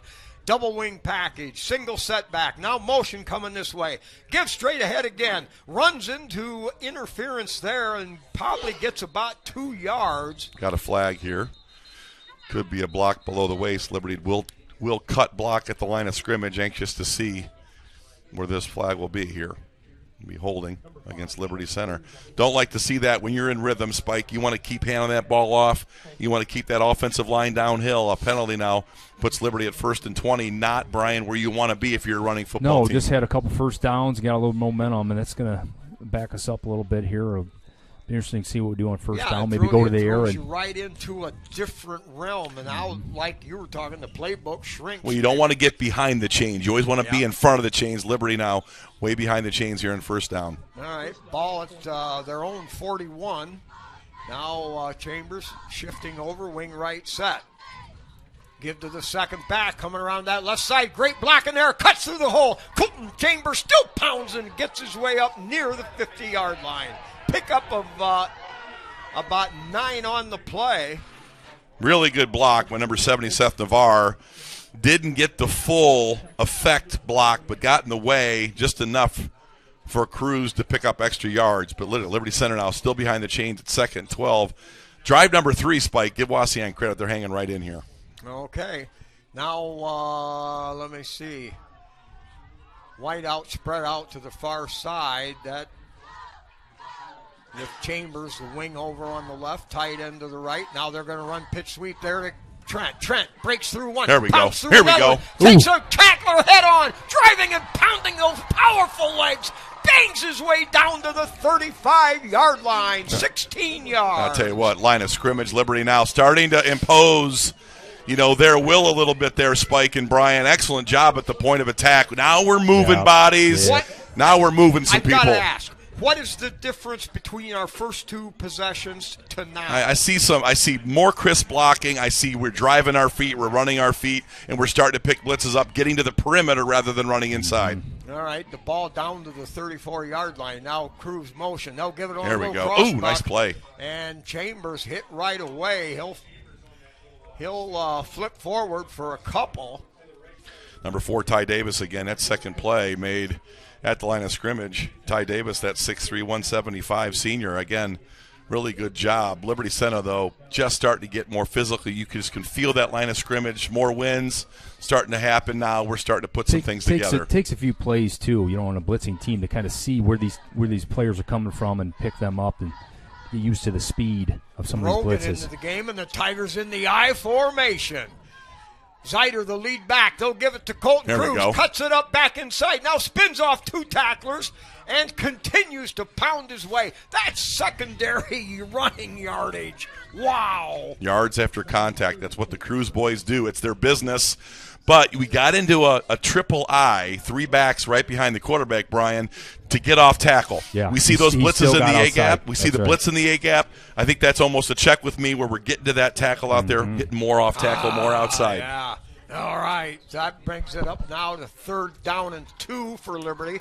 Ball at the Indian 26. They come out with that same I formation. Give it to the 3rd back, looking for running room, and pounds his way forward. I believe that's going to be enough to move the chains. It's a Liberty Center Tiger first down. Brian, I'm not sure what you're seeing there, but I'm seeing them really gaming against 75 Landon Bockelman. So that time we ran to the right side away from Bockelman. You saw a little bit of a hole there in the B gap, or what you would consider the 4-6 hole there. Got enough yardage for the first down, but watching that defensive line, Spike, they're playing 75, they're playing 70, they're playing our tight end number 20. So I think you got to keep watching Brooks Bainfeld as well. It seems like they're playing tight end his strength. All right. Landon Amstutz spread wide right. Wing right set. Give second back. Good block, Waylon Rentz.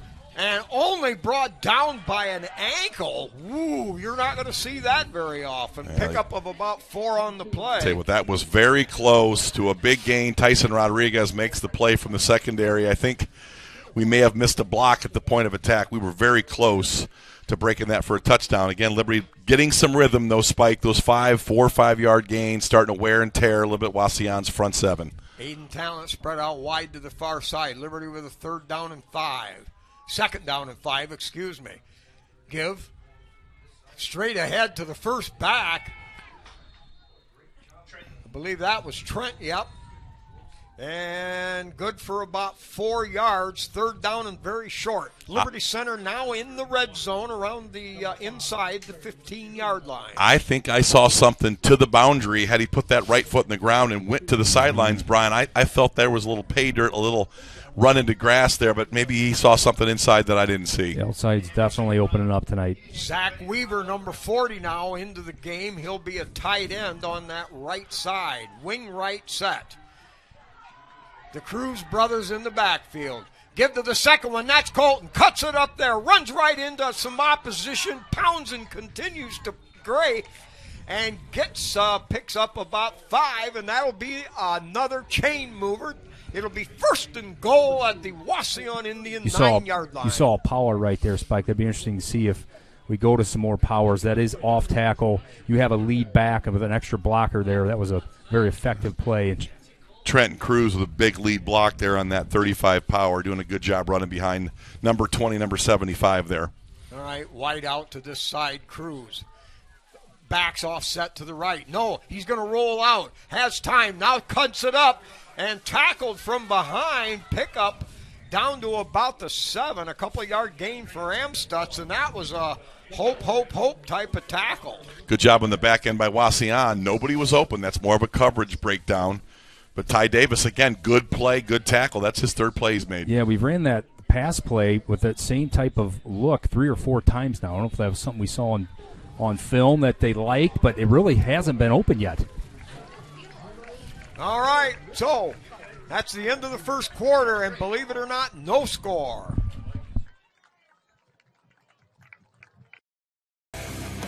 A huge thank you to our 2023-2024 Tigers Sport Life sponsors: KK Collision, Meyer Badenhoff Insurance, STN Design, Affinity IT Group, 3Chord, Davis Farm Services, Swanton Welding, Hammond Dick Leatherman, Pisanello's Pizza, and Gerald Grain Centers.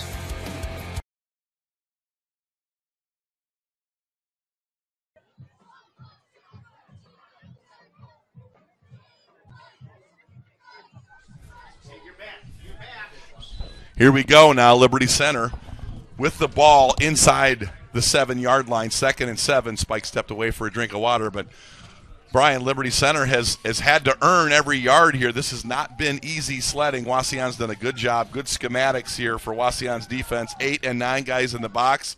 As we've talked about, their second-level guys, defensive back, safeties, sticking their nose in the run game. I was expecting more dominant effort on the ground from Liberty early. And, yes, Wauseon has put up a good fight. I watched them against Archbold, and Archbold, eventually got their run game going and pounded them pretty good. So, interesting to see if they can hold up here. I like the challenge. We need this. Yeah. All right, Liberty Center, 2nd and goal on the 7. Amstutz under center, backs offset to the right. Give second back through, looking for a hole. Skinnies it up through there, spins off one, carries another one, down near the goal line. They have a holding call, I think, here against Clayton Seal, maybe. Oh, a stinking rotten, no good, yellow flag. He was looking right at number 71, Clayton Seal in there, Spike. Not sure who the call was against, but I thought that was a really good block by Clayton Seal, but that back judge was all over that call and bumps Liberty out and out of the 17-yard line. Well, now we open the playbook up once again, so it's 2nd and goal.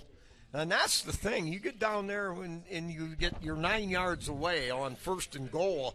If something happens, and now you're there's no more first downs to be had.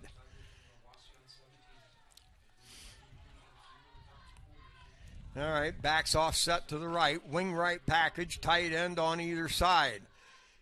There we go, 0-1 trap. Running room there. Down to the 5, the 3, the 2, there the it 1. Is, baby. He's close. Ooh. Down to the 1-yard line, 16-yard burst. Where did that come from? I'll tell you what, I think that was number 19, Waylon Rentz, man. He hit that 0-1 like Rob Moeller used to hit it. Boom! Daggone. Great block inside by our guards there. Excellent job, Stephen Brogan. Clayton Seal had the holding call, went right back to Clayton Seal. Great job at the point of attack. All right, now 3rd and goal at the 1-yard line. Amstutz under center. Colton on the left, Trent on the right in the backfield, wing left side, gives second back, Trent Cruz, he's into the end zone! He's into the end zone! Liberty Center takes the lead 6-0 over the Wauseon Indians! I tell you, Trent Cruz finished that run off and gave a defender a little extra sauce, man, like we're here now. Took us a little bit. Welcome to Kip Kern Field on that touchdown. What a beautiful stadium it is. The artificial turf with the orange end zone. All right. hitting 90% of his extra point kicks. Rosebrock on the way. Low line drive. Good. Wow, that didn't carry by more than a couple of yards, but it doesn't matter. It's good, and Liberty Center at the 10:56 mark, period 2, they go up 7-0. Spike, great double team at the point of attack led by Stephen Brogan, and that hole was wide open for Trent Cruz. It was nothing but end zone, and then Trent Cruz, little extra sauce, little special sauce to finish that run off, Brian. Yeah, and Steve Brogan, that guy plays anywhere, everywhere. He would fill in at quarterback if you'd let him. But that guy's a monster of the midway if you go back to the old Bears. That's 2nd and 17. Waylon Rent 0-1 trap. That was a rifle shotgun up the middle. I mean, I'm watching 19 going, where'd that burst come from? That was a flash by Waylon Rent. He hit that hole really hard there. Well, that run game right there, that drive, we had to grind it out a little bit, but there was a number of runs there that you can hang your hat on and start to feel really good. Mm-hmm. They got Ed off tackle going a little bit, and I think that spread out Wauseon's defense, Brian, and boom, 0-1. This offensive staff, upstairs and downstairs, I think saw the rhythm of that defense. They took some chance off tackle, 0-1, took some chances in the 0-1, got off tackle. Great job by our offensive staff. Repetition, excellence, perfection. That is what the Tiger practice. That's what they practice. That's what you're seeing right here. Liberty Center's offensive staff saw that. That was a great job. Here's and Walker, high end over end, and that's going to hit right at the goal line into there. Max Walker averages putting it to the 4 all season long, and some of those are by design, the pooch kicks and the end over end bounders. And so what an average for Max Walker. Well, last week Coach Rex Lindgren came up here and pointed something out that I think we all saw. Brian catches ball. I mean, Delta was catching balls and downing it. I don't think they wanted anything to do with our coverage team, and I know number 51 Tyler Lay is begging the kickoff group, give us a chance to whack somebody. Drooling. Yeah, Max Walker, please give them a chance to return it. All right, the Indians from the 20, they set a man in motion to the far side. Straight drop. Here's some Looks pressure. in trouble. There we go. And there it is. Yeah, Trenton Cruz, man, just explodes off the outside. They can't handle it. Noah Jensen finishes, but man, they just cannot handle that outside blitz or pressure. Trent Cruz, he's so quick. He really is. It's one thing to get stuck for a 5-yard penalty, but when you lose 6 yards off a blitz and you smackerino them, buddy, that hurts. Wait, that's a smackerino and a sackerino. I like it. I like it. Yeah, that was busting him. All right, 2nd and 16. Here comes some more pressure. Has to throw a little jump pass, and he's nailed again in the backfield. Another loss. Jensen in there again. Yeah, Noah Jensen is just now starting to dominate the game. And Liberty now, Matt Bryan dialing up some exotic pressures, and Wauseon, no answers. Liberty covering. Wow. I mean, they are basically taking number 9, Tyson Rodriguez, bracketing him, and then there are no options in that progression there. Was that a jump? Did he jump, yes, Spike? Was that jumping out of fear? Good Lord. Wow. So now 3rd and 16, the ball all the way back to the 5. 3rd and 25, out of the gun. Wide receivers either side, throws out there in the flats. No doubt. Alligator arms. Wow. Boy, I tell you what, Trent Cruz was right there. The blood drooling from the mouth, the muscles rippling, and he just fire in his eyes, and he laid a lick on him. Even though he dropped it, he knew he was in trouble. We got a lick layer up in the booth here in Brian Babcock. You know what that like when a receiver gets the old alligator arms. That's what Braylon Miller looked like right there. Wow. All right, now back to punt, 4th and 25. The Indians lost 15 yards. That was short end over end. Tigers getting away from that. That was smart. And Liberty Center is going to have terrific field position inside the 35. Well, I'm going to tell you what right now, fellas. I feel a little momentum shift. Liberty gets in the end zone. That running game gets on track. That defense with a ferocious response, man. That looked like a different level. a different level of physicality. Look at Liberty Center kind of maybe shook themselves a little bit. Great series on defense, Brian. Well, it was interesting you mentioned getting Parsons out of the pocket. It was the last couple possessions. They didn't that time. Kept him in the pocket. They had 2 sacks there, so they may want to get back to getting him out of the pocket. So Amstutz under center, wing right set. From the 33, now play action, rolling out, dumps it out in the flat. Caught Trent Cruz, swings past one, pounds past another, slips and divils and whirling dervishes his way all the way down around the 7-yard line, gain of 25 yards. Now that was nifty. I mean, Trent Cruz catches a little swing pass.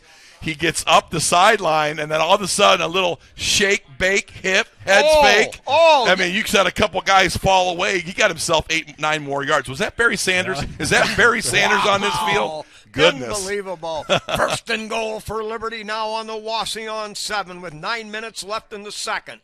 Amstutz under center. Give to Colton. There we Colton, go. There we go. There. There we go. Down to the 3, the 2. Now they say he's down at the 1-yard line, maybe the 1-foot line. Yeah, gain of 6.5. That was off tackle again. Lead block, power football, and great job by Colton Cruz. He gets in there like old Kerry Crew, grabbing the belt of his garters, lead blocker, boom, boom, boom, checking it out. I thought that was a touchdown, man.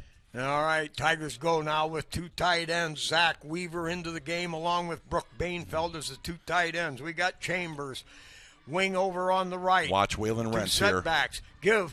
Pounding straight ahead and waiting for a single. There we go. Touchdown, Liberty Center. Pounded. That's man football.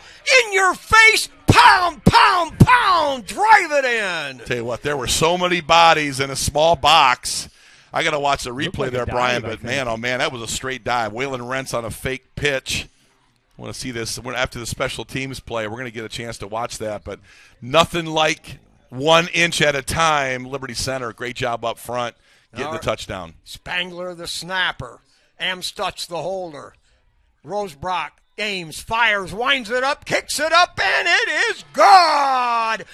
14-0. Liberty Center now getting back. You don't let a sleeping dog, you better let a sleeping dog lie. Don't wake up that old grizzly bear. And now look what's happened. Liberty Center jumps out, 2-touchdown lead. It's all about the line of scrimmage for Liberty Center, and they have won it 2 straight drives. Something we expected. Wauseon, relatively inexperienced up front. Not a lot of size, not a lot of experience. Liberty's going to be advantaged there. But, man, I think we've turned this game around on our defense. The pressure we're getting, we're pushing the pocket, we're pressuring from the perimeter, and we're not giving Wauseon a lot of options. And Trey Parsons very uncomfortable in the pocket there. Jump passing, doing some things that just don't look that comfortable for him. Well, it'll be interesting to see if they try to get him back out of the pocket here in this possession, because in the pocket there, I don't think that's where they're going to live tonight. It's going to be quick pressure, and they have some long developing passes in their repertoire. So I don't know that the drop back game is going to happen tonight for Wauseon. And Spike, you talk about our coaching staff. That's a heck of an adjustment. Matt Bryan dialed up perimeter pressures, and they get Noah Jensen with a great pocket push and that zero gap player. And I tell you what, Liberty's got a combination right now that's working for them. And kick deep. That's going to be 5 yards deep into the end zone. No return. Wow. I was telling you, I was talking to some of the players early in the week, and Max Walker, as you know, kicks a lot of balls in the end zone. But Waylon Rentz, Stephen Brogan, Tyler Lay basically plead and beg, keep this ball in play so we can go down and lay a whack on somebody. He still can't. Tell you what, there'll be some post-game cajoling for kicking it through the end zone, man. Those guys love kickoff coverage. That's a bunch of bad dudes right there. I mean, they're bad dudes. There's been a lot of big hits on kickoffs this year, a lot of them. All right, Tigers with their front 3, and they've got 6 more right up close. Linebacker showing blitz, back to throw, lofts it out there, and that's going to be caught at the 25-yard line, brought down right away.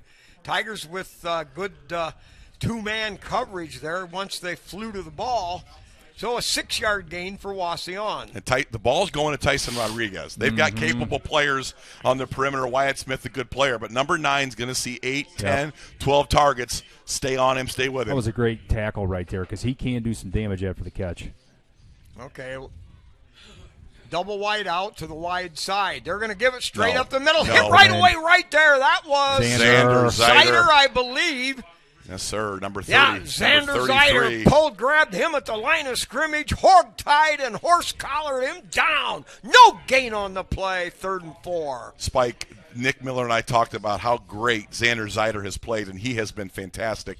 But offensive linemen have paid a lot of attention to Landon Bockelman and Seth Navarre, giving Xander a lot of space to operate man on man. All right, straight drop. Now has to roll There we out go. of the pocket, There we heading go. for the sideline. In trouble, and steps out of bounds somewhere down around the 25-yard line, so it'll be no gain on the play. Almost looked like they had Trent Cruz kind of on a spy right there. Like he was kind of in the coverage, and then as soon as he got out of the pocket, that's his cue. That's I'm his going. trigger. He looked he was hot on the pursuit, man. I tell you what, good job by Trey Parsons to He avoid gave him a the little punishment. shoulder. That's right. And we'll take a punt here and get the ball back. Remember, Spike, Wauseon deferred. They get the ball at half. So this possession here for Liberty is critical. All right, high floater. That's going to come down, grab, bobbled around, loosen, and it looks like He got it back. Gosh. How did he get it back? That ball took – nobody had possession. It bounced off of 3 different sets of hands. Wow. Woo. Cam Colley bobbled that ball. I'm going to tell you why he did. Yes, it was. Tyson Rodriguez with the airtime. Yeah. I mean, you get that kind of carry on the ball. It is difficult. As you said, the ball moves. It knuckles a bit, and we struggled. Cam Colley struggled with that ball. That ball – it was 4 Wauseon Indians all over. I don't know how the he got it pigskin. back. There was a Kicked Wauseon back to kid him. had it. I mean, they in thought his they hand, had it. Looked like. All right, now Liberty Center's got both wide receivers in the game. Aiden Talon on the far side, Landon Cruz over here. Tight end to the right, and wing back left. Give to Colton. Colton nice cuts blocks. it up. His hit right away. He'll pound forward, bang it for 2 yards up to the 48. Wauseon is playing physical. Number 4, Ty Davis. I've called his name. That's the 4th time. I'm telling you, he's out there. He's laying some licks, wanting to be physical. I didn't anticipate that from Wauseon, but they look like they've wanted to step it up physically. That's not something they've done at the line of scrimmage. So give Wauseon some credit. They want to hit. They're playing some football tonight. All right, Aiden Talent spread wide to the far side. Waylon Rentz now in the game as a running back. Tigers with a tight end right. Wing back right, give to the second back, running room there. There You go, Waylon pounding Rentz. forward, spinning, There you go, wheeling, Waylon Rentz. dealing. Wow, Waylon Rentz with another huge run. I'm telling you what, Waylon Rentz looks like he's got basically a burst. Looks fresh. I mean, he looks fresh. He's breaking tackles, making good reads. Usually he's a vertical runner, but that time you saw him sidestep a little bit. Good read. He hit that hole like lightning. I keep saying Rob Moeller. I'm telling you, nobody ran a 0-1 trap or off tackle like Rob Moeller. Nobody. Yep, 16-yard gain. So Liberty Center, 1st and 10 at the Wauseon 38. Wing right set. Here we go. Now play action. Amstutz has to roll. Now guts forward and picks up a couple yards on his little scramble. Yeah, I just want to keep Landon Amstutz on 2 feet. I appreciate him breaking that down. We do not need Landon Amstutz slipping around. He has done that throughout his career. He's had some injuries. Spike, we got to keep him upright and healthy to run our offense. Not that we have options, and Grady Miller, we've got options, and number 10, Mason Smith. But the senior runs this offense really well. Good pre-snap reads, does a good job delivering the football. We need him healthy and upright. Now the Tigers send Talent and Cruz, Whitehouse both to the far side. Whiteout over here, play action, back to throw. Got a man open, Chambers at the 20, right down the middle of the field on a post route. It's a Liberty Center 38-yard touchdown pass. Boy, they had everybody biting on that run, and Chambers from his tight end right blew him away. Man, oh man, somebody blew some coverage there. No one in the middle of the field. And that's what I'm talking about, Brian. We got to keep Landon Amstutz upright. That was a great play, great play fake, and delivered a really nice catchable ball. It looked like Chambers. He looked at the sidelines like there was a hot read there. Yes, there was. Kind of a late look, and then they hurried up, jumped into that formation, got him out, and boy, he's wide open. Let's look at this replay we have here. The snap is good. The hold is good. Kick is up. Good again. 3 for 3. for Rosebrock, 21-0. Just with came right from the 5:05 wing, it left looked here like. in the first half. He sat there on the wing, ran a really nice, crisp slant pass. We can run that again if we can, but number 15, Xavier Molina, I think, again, stuck his nose in the run game there, and boy, oh boy, there it was. You know, he just overread the run, and Brian, we've talked about it.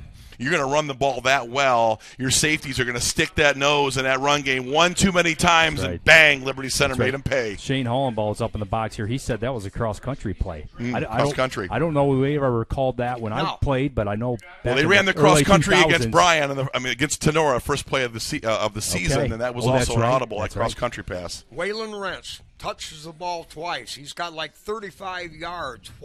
Is there a reason why is that particular call? Why has that worked so well in those two plays? Well, there's a couple things, and I think Brian alluded to it. He's fresh. You know, we've been running Colton Cruz and Trenton Cruz a lot, and they've been great. Waylon Rentz is an emerging player sitting back there, and he looks fresh. He is strong. He is brutal. And I think what he's done is we've preserved him. He's not run the ball that much this season. Second, I think it's all pre-snap reads. I think our offensive staff, our guys up in the booth, heck, Shane Hollenball sees things, and I think Casey's getting that message. He's making the right play calls, and I think there's even some check with me's, maybe some audibles. Okay. He is attacking those A and B gaps, though, with a veracity and ferociousness we haven't seen out of him all season. Okay, Walker back. The kickoff team comes to town again. Long line drive. You can forget about that one. 4 yards deep in the end zone. And Wauseon, all 11 players get into the end zone. That's the way that kickoff team does it. I'm watching Wauseon's body language, and I don't want to overplay it, but Liberty now, you know, playing more physically, really executing at the line of scrimmage. The coaching staff, Casey Moeller, calling the right plays, and you get a wide open Colton Chambers, you know, running right through a zone, and I think those defensive backs just thinking run first, and, man, they got beat on it big time. All right, so 3 touchdowns for the Tigers. Wauseon trying to reorganize here from their own 20. Tigers giving time, long throw out there. Great job, Grady. Wow. And knocked away by Grady Miller. What a terrific defensive play. And Wyatt Smith going straight up the field. Wyatt's a good wide receiver, good speed, but I'll tell you what, Grady, great job. Grady Miller, number 1 against number 1, going right up the hash. And, you know, that was just a good-looking throw, too. I was impressed. I mean, the Trey throw Parsons was on the money. He was. That was a great throw. I thought Wyatt Smith had a fair chance to catch it. Grady played the hands there. He did a great job playing through the hands. That's a special ability. When the ball is actually in the receiver, he's cradling it. As Brian said, Pow! played through the hands. Good job. Yep. All right, 2nd and 10. Straight drop. Screen now pass, right there screen. it is. They've got a running. They've got some yardage here. Picks up, spins forward. Gain of 15 yards. Liberty did well to with their depleted defensive ranks back there to hold him to 15. Well, that's the answer to the blitz. Liberty's gotten home a few times and turned them over. That screen pass will slow Liberty's pass rush a little bit. Wauseon, if you scout them and if you chart their plays, you know, when they see pressure, they will screen you. Good job by Wauseon. All right, 1st and 10 now from their own 35. Give straight ahead. There we They go. give it to the second back on a little cross buck. He'll pick up 5. Landon Cruz been coming downhill. Last week he had a big hit coming downhill. It's a nice little And we talked a strike lot there about from the safety a position. lot of Trenton Cruz, a lot of Colton Cruz. Landon wants a piece. He got one there coming downhill. Oh, yeah, definitely. The whole family, hardcore. All right, 4:10 left here in this second quarter. Wauseon picks up 4 yards, 2nd down and 6 from their own 39. Double wide out over here, one to the short side of the field on the other. Give, second back, looks for running room, spins, powers, and bangs his way forward for about 3. It'll be 3rd and 3 yards for the Indians. Really good extra effort by number 4, Ryan Friend, their fullback, and Wauseon has found a little running room. You know, got him to 3rd and 2. It's Wauseon has not run the ball that well this season, especially against a front like Liberty Center, but like the fact they're sticking with the run game a little bit, give them the 3rd and short. All right, from the far hash, motion this way, quarterback rolling this way. Here comes the charge. Has to look, has to throw it away, and knocked away by Colton Chambers there to make sure nobody open. Great coverage there. Yeah, good job by our defensive line, staying in their lanes. Zane Zeider getting up the field. Everybody playing disciplined, complementary football. I said Zane. Xander Zeider doing a great job. Exactly what he's supposed to do. That's called making the play, not necessarily the tackle. Stay in those lanes, those rush lanes, be disciplined, and give Trey Parsons no options. And that's what happened there. I think they have to. They've got to go for it here, Spike. Yeah, I firmly agree. 3 minutes and 14 seconds. The Indians need 2 yards. They tighten up the formation. 2 running backs. They're going to keep it. Wildcat, no chance. No chance. They step right away. Pow, bam, slam, cram, bingo, baby. Tell you what, if Wauseon wants to go toe-to-toe and try to get 2 yards on Liberty's front, that was Seth Navarre exploding, making a tackle for loss and turning Wauseon over. I tell you what, I would have schemed up something for number 9 somewhere. Yeah, a toss, outside, something wide. Yes. You're going to try to run inside against Liberty Center. There's no money inside their Spike. Liberty's defensive line and linebackers just shut that down.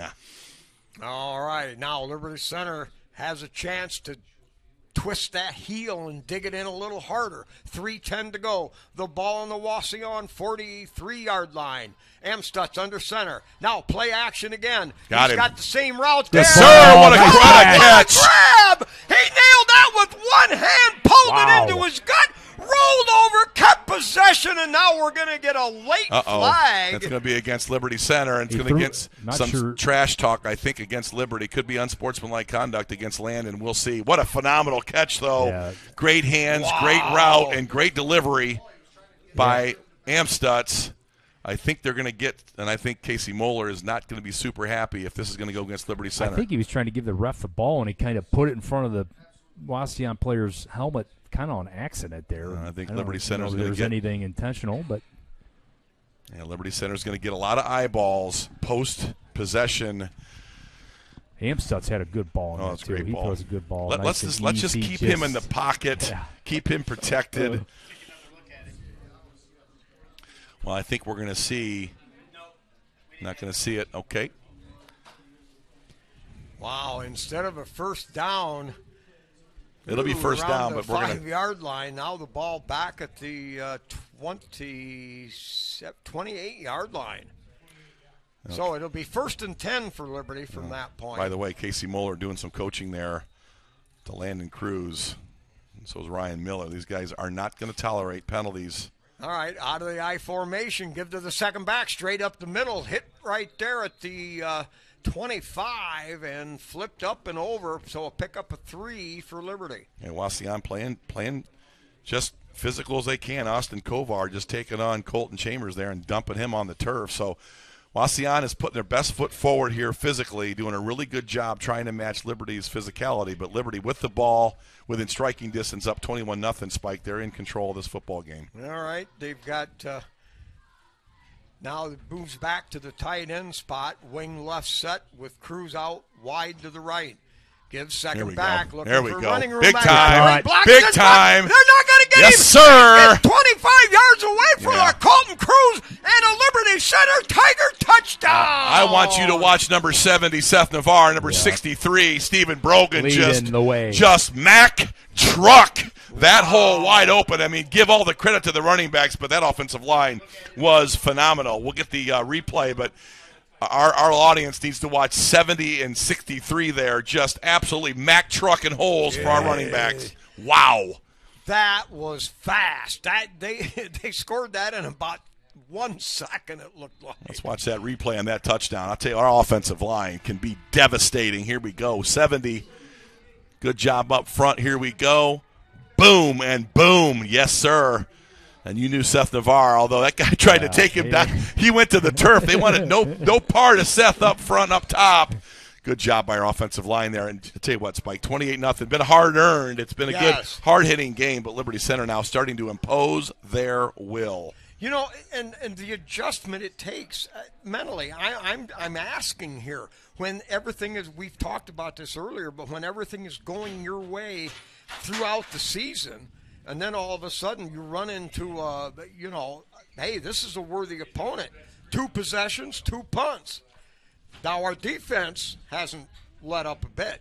2 possessions, Wauseon, 2 punts. So there we were, and finally, albeit a couple penalties that drew us back, we still managed now to get things going. Does that make sense? The fact that it just, you can almost bet on a slow start. I'll tell you what, Wauseon has put their best foot forward, and I think this has been the most physical game we've seen since Archbold. So I think it's a lot to do with our opponent. Wauseon came out fast. They came out hitting hard. They took the challenge, and they came out to play football. We've seen some teams lay down the last couple of weeks. Wauseon has brought some physicality, and I think it didn't surprise Liberty, but I think it provided some adversity, to your point, Spike, that we needed to see. Yeah, it was a good answer. 28-0 is a pretty good answer, Brian. Liberty has answered. All right, 2:13 to go. Liberty Center has put up 2 scores here late in the second quarter. A couple quick scores. Marion Local leads Coldwater 14-7. Southview leads Napoleon 13-0. Napoleon trying to win their division tonight. Archbold leads Bryan 29-7, and Delta leads Evergreen in a war, Fulton County war, 6-0 Delta over Evergreen. Yeah, that's a rivalry. Oh, yes, sure. sir. That and Swanton, almost like a trifecta up there. Yeah. Little timeout by Wauseon. All right, that's the first timeout used by either team. Liberty on top, 28-0. And now a break in the action. That's been an impressive answer for Liberty Center. And I think, Brian, tell me if I'm wrong. I mean, you see some different things as a college rover, strong safety, but Liberty's defense, I think, really turned the tide in those drive 3s and 4s against Wauseon. Some big sacks, got him in some vulnerable positions, and you started seeing some of the body language where it was, I'm not saying sleepy, but it almost they needed to see some blood in the water, and offensively they really answered at the line of scrimmage. Yeah, and they flipped the field too. They had their first score, pinned them down at the 20, had a couple negative plays on there, pinned them deep, got the punt at about the 40, and it was about over from there. And, the defense have been pinning their ears back and, I think and that's been very fast. I think, Spike, I don't know what you've seen, but I think Liberty's defense has really sparked Liberty's offense, and now we're hitting on all cylinders, up 28-0 with 2 minutes. Remember, Wauseon does get the ball at half. Well, we'll see now just how Liberty see what they try to come up with here. If they're going to – now we've got a flag. Okay, another illegal procedure penalty against Wauseon, and Liberty Center will take it. If they can squeeze one more offensive possession, Liberty's got 3 timeouts here. Yeah. And now they're looking at first and 15. I tell you what, as much as we've pressured the passer, and maybe we get a takeaway here deep in Wauseon's end zone here, could be very interesting here. First and 15. Here we go. All right, they're one of the wingback motioning a couple of the receivers farther out. Play clock at 4. Running it right down, drops back to throw. Now has to scramble. Fires it out there, caught in the flats at around the 25. Slips through and bangs his way up near the 30. No, they're going to mark it back at the 27. Gain of 12. And now Wauseon gets a lot of that penalty yardage back. Liberty, they're looking at 2nd and 3. Good tackle there by Cammy. Good job, good catch and tackle by Cam, but Liberty playing a little softer in coverage. Don't want to give anything up over the top here before half. So they'll take a shot. Minute and 35 seconds. Drops back to throw. He's going to throw the big bomb upfield. What terrific coverage. You can't get any closer than that. Oh, boy. Wow, that's going to be a back judge. Yeah, that's a back judge call. I don't know. That's a back judge that can't see the play because there was no contact there. Was there any other receiver anywhere in the field? No, I felt that was going to be that right there. Cam turned for the ball. He turned for the ball. He saw it the whole time he played the ball. That's a bad call. Yep. That looked like a pretty weak call right there. I think Cam Colley was an outstanding coverage and great position. And like you say, Brian, we're playing through the hands. So we're running right with the receiver.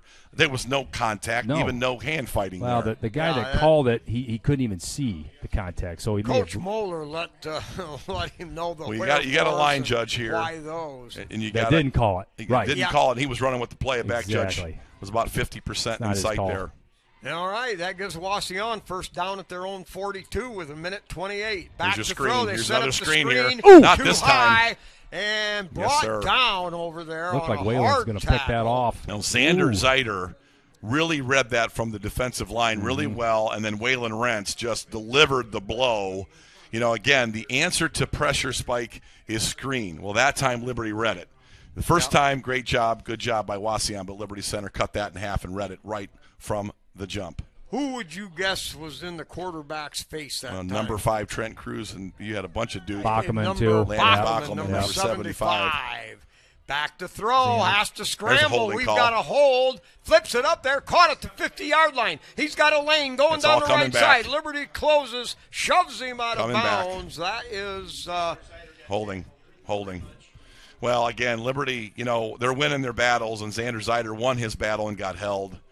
But Liberty now is bringing one more than can be blocked, and oftentimes, Spike, you're going to get a holding call, and that's just basically doing a lookout block, man. He got him by the waist. There wasn't much left because I tell you what, I think he was going to get hit pretty hard there.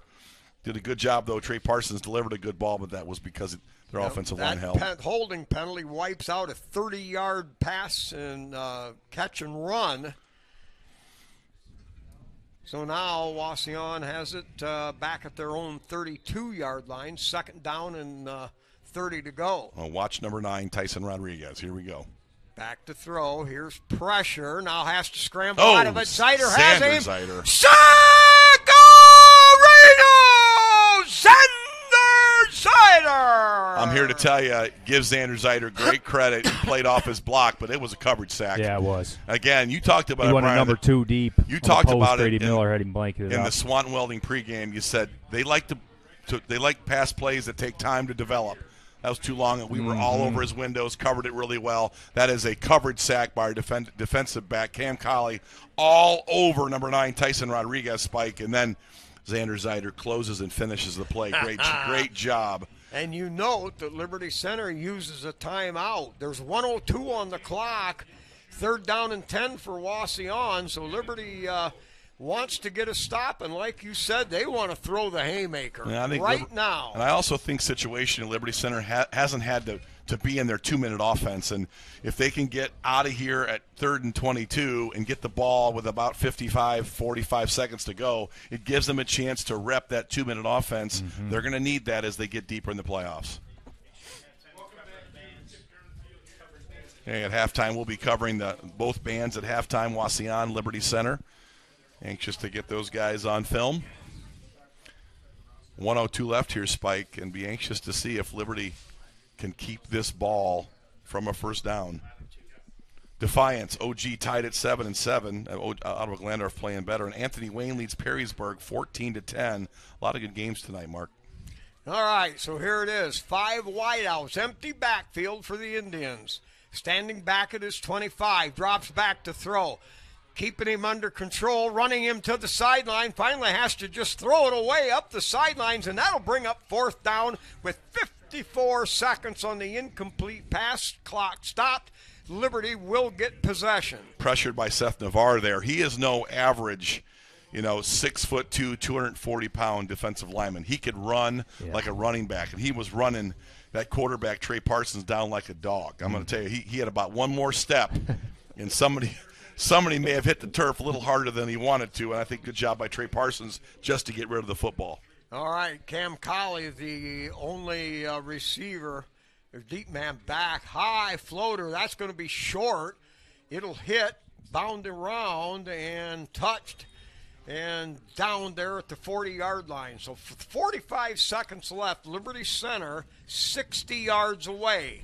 And we knew Liberty Center, if they could get a stop there, would have between 50 and 45 seconds. 45 seconds left, 2 timeouts.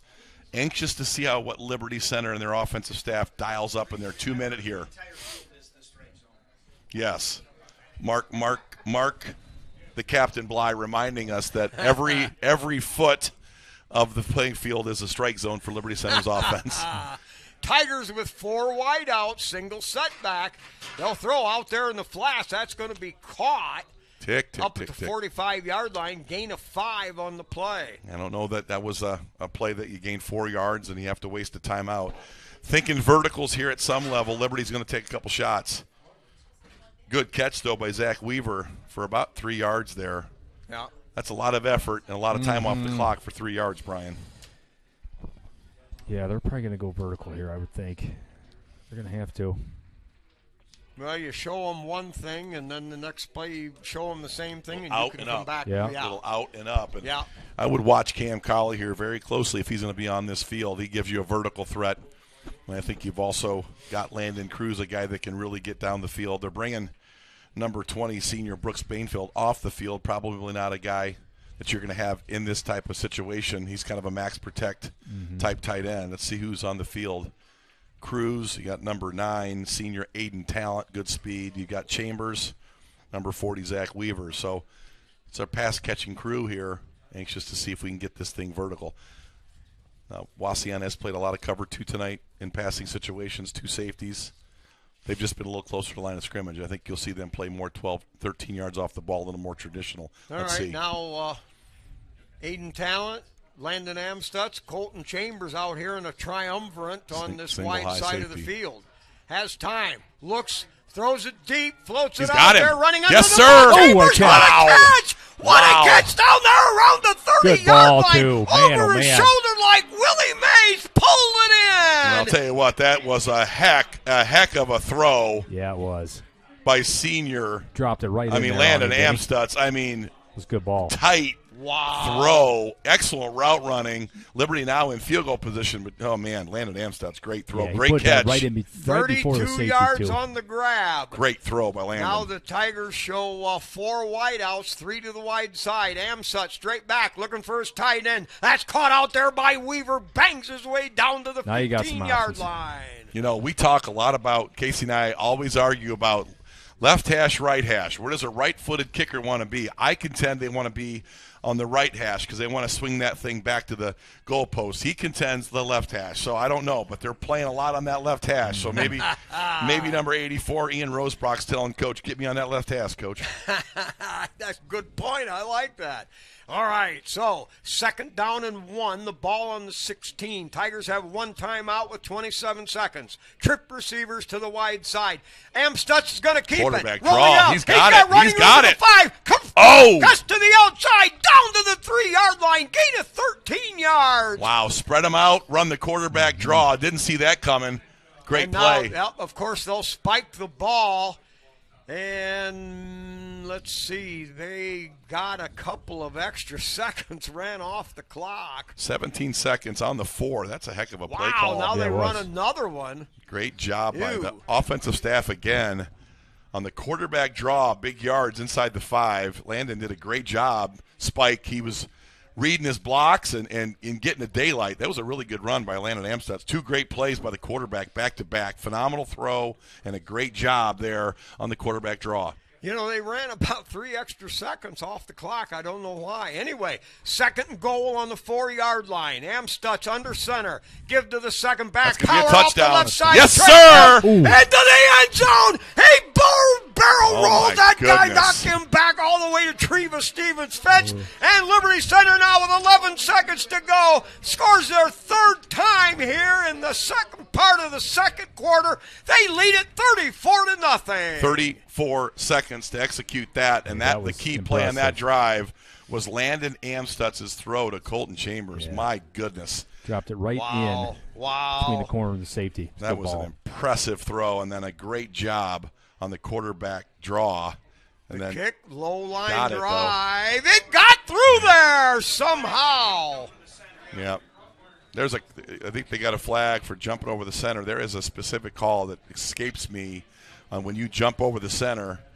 That's going to put Liberty Center in a dominant kickoff position. You know, we But saw last week the Amstutz, pull one down on kind of an option, pull one down for a touchdown. So we talked Spike last week about bringing him in on the run game a little bit, and we don't Yeah. want to do it too much. You're but right, you're it right. needs to be there as an option, and that was a good opportunity there to see kind of what he can do with the ball in his hands. Yeah, this is just Trent Cruz. Number 2 didn't want nothing here. He just basically, great job by his brother. Colton Cruz on the lead block, and Trenton just barrels over number 2, Braylon Miller, who wanted no part. He wanted to no part of stay that in that freight corner train. and just keep shuffling. Man.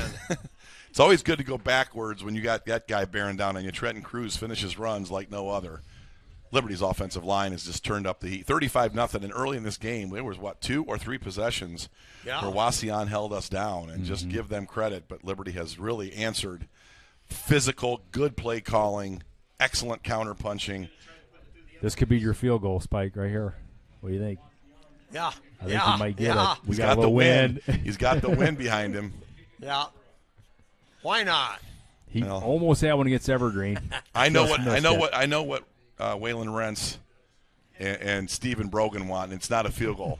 They want a return. Let's pooch return. Tyler Lay. You can see the drool just dripping off Tyler Lay's face, man. Uh-oh, here it goes. Is it good? Did he get it in there? Oh, I think he did. Oh, I don't know. That could have been good. That looked like it was through the uprights. I think they called that it good. That ball hit all the way back beyond the about 15 yards beyond the end line. Woo! Another guy that wants returns is Deegan Swigert. These guys are just mad dogs. Oh, my goodness.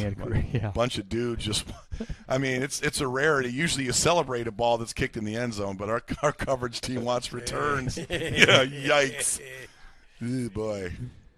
You may not have known this, but at Wing Night, Kings of the Wings, Tuesday night, that topic actually came up. I'm not surprised. That the special teams. Anyway, handoff off that left side and grabbed him. Bockelman, horse collar, drug just him plain snorted him to the ground, and that will end the first half. Liberty Center started out slow, but boy, there's not even gangbusters. This is dynamite. 35-0 as we head for the halftime. All right, we'll be back. We're going to cover the bands at halftime, but we'll be back with the second half of football here from Rex Lindgren Stadium, Kip Kern Field. Once again, it's Liberty Center 35.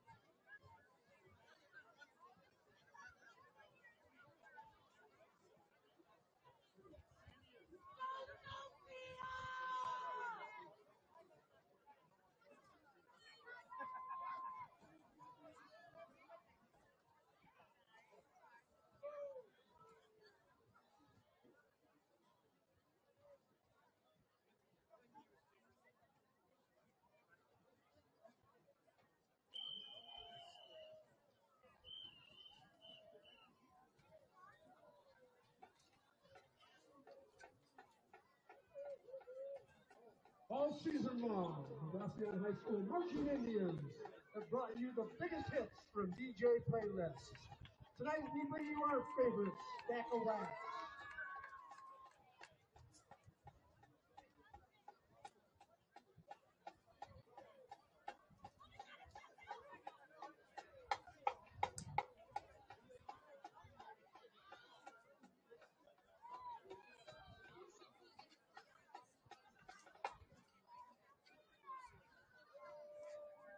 We open with the original rock and roll renegade Jerry Lee Lewis.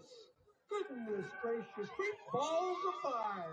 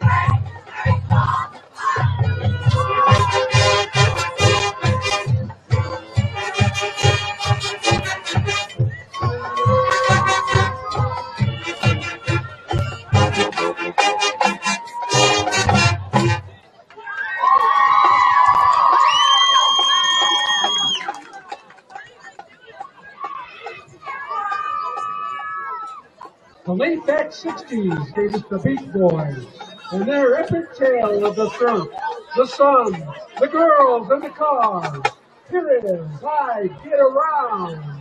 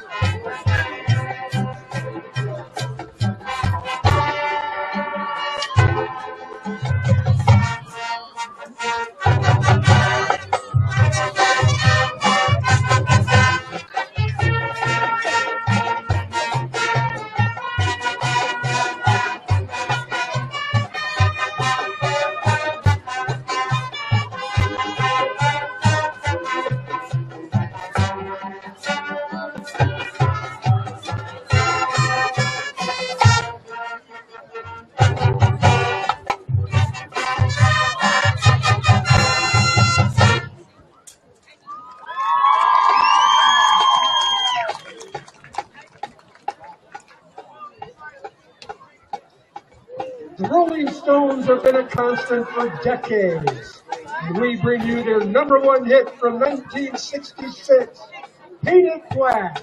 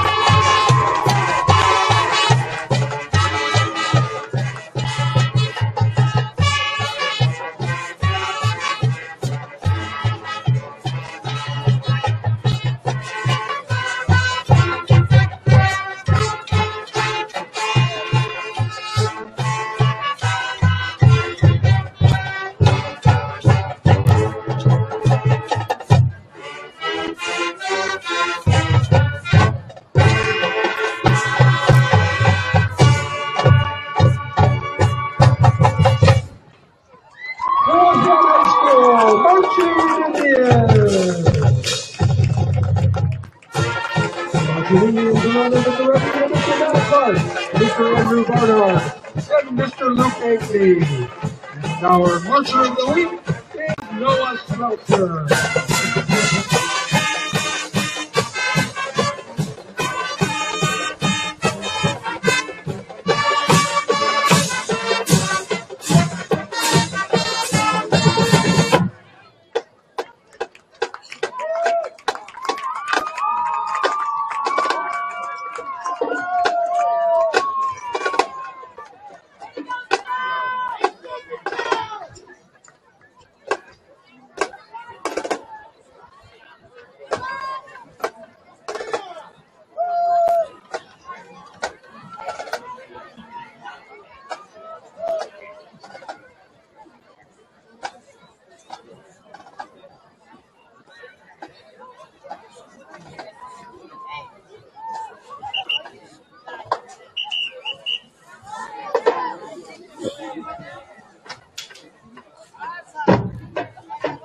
Good evening, ladies and gentlemen. How have we got a show for you tonight?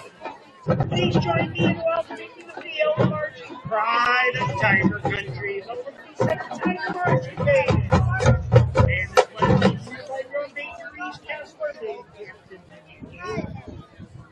Before we begin, we have to wish a very special birthday to a dedicated band dad, Mr. Dustin Mays.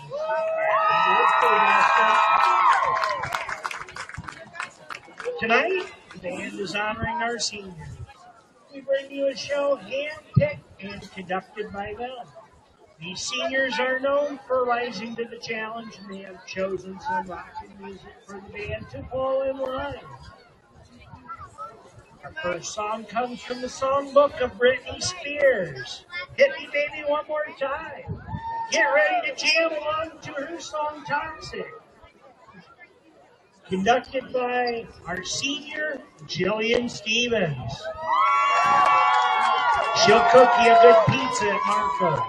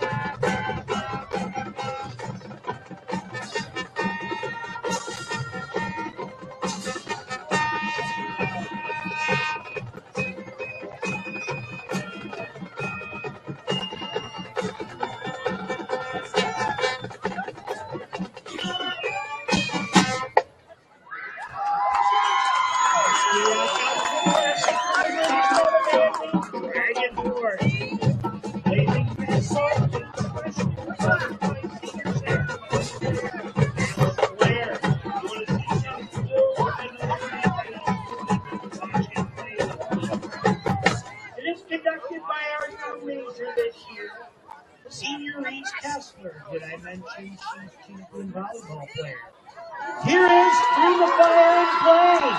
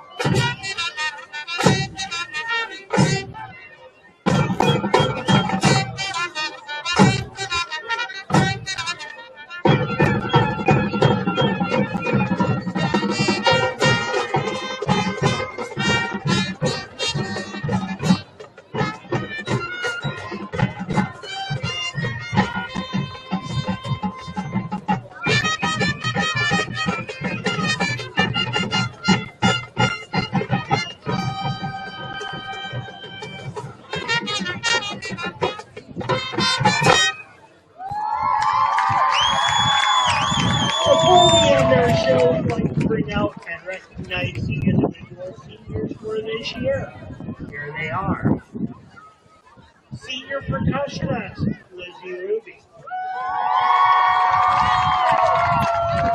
Senior clarinet player, Jillian Stevens.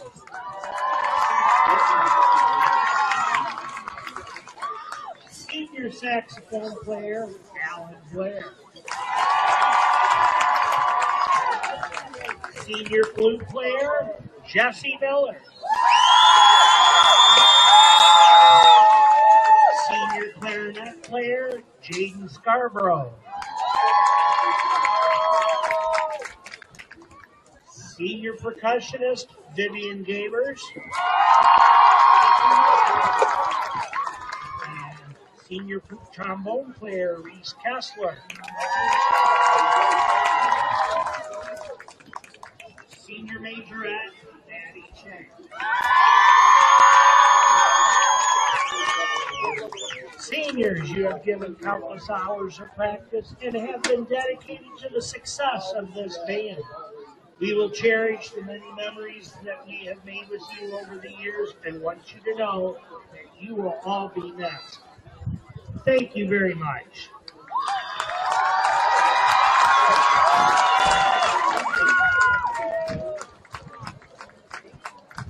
Our final song tonight is a classic rock song from guitar player extraordinaire Carlos Santana. This is Smooth, conducted by senior Jaden Scarborough.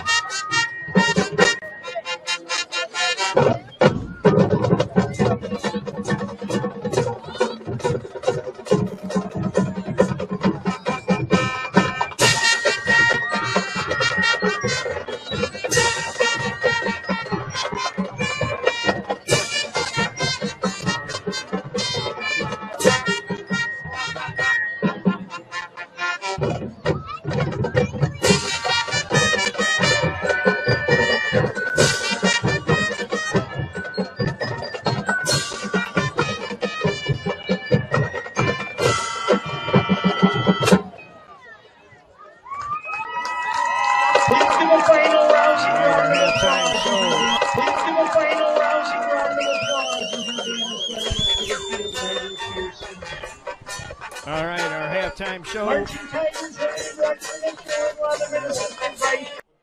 Halftime show is brought to you by our sponsors, and we're very grateful for them.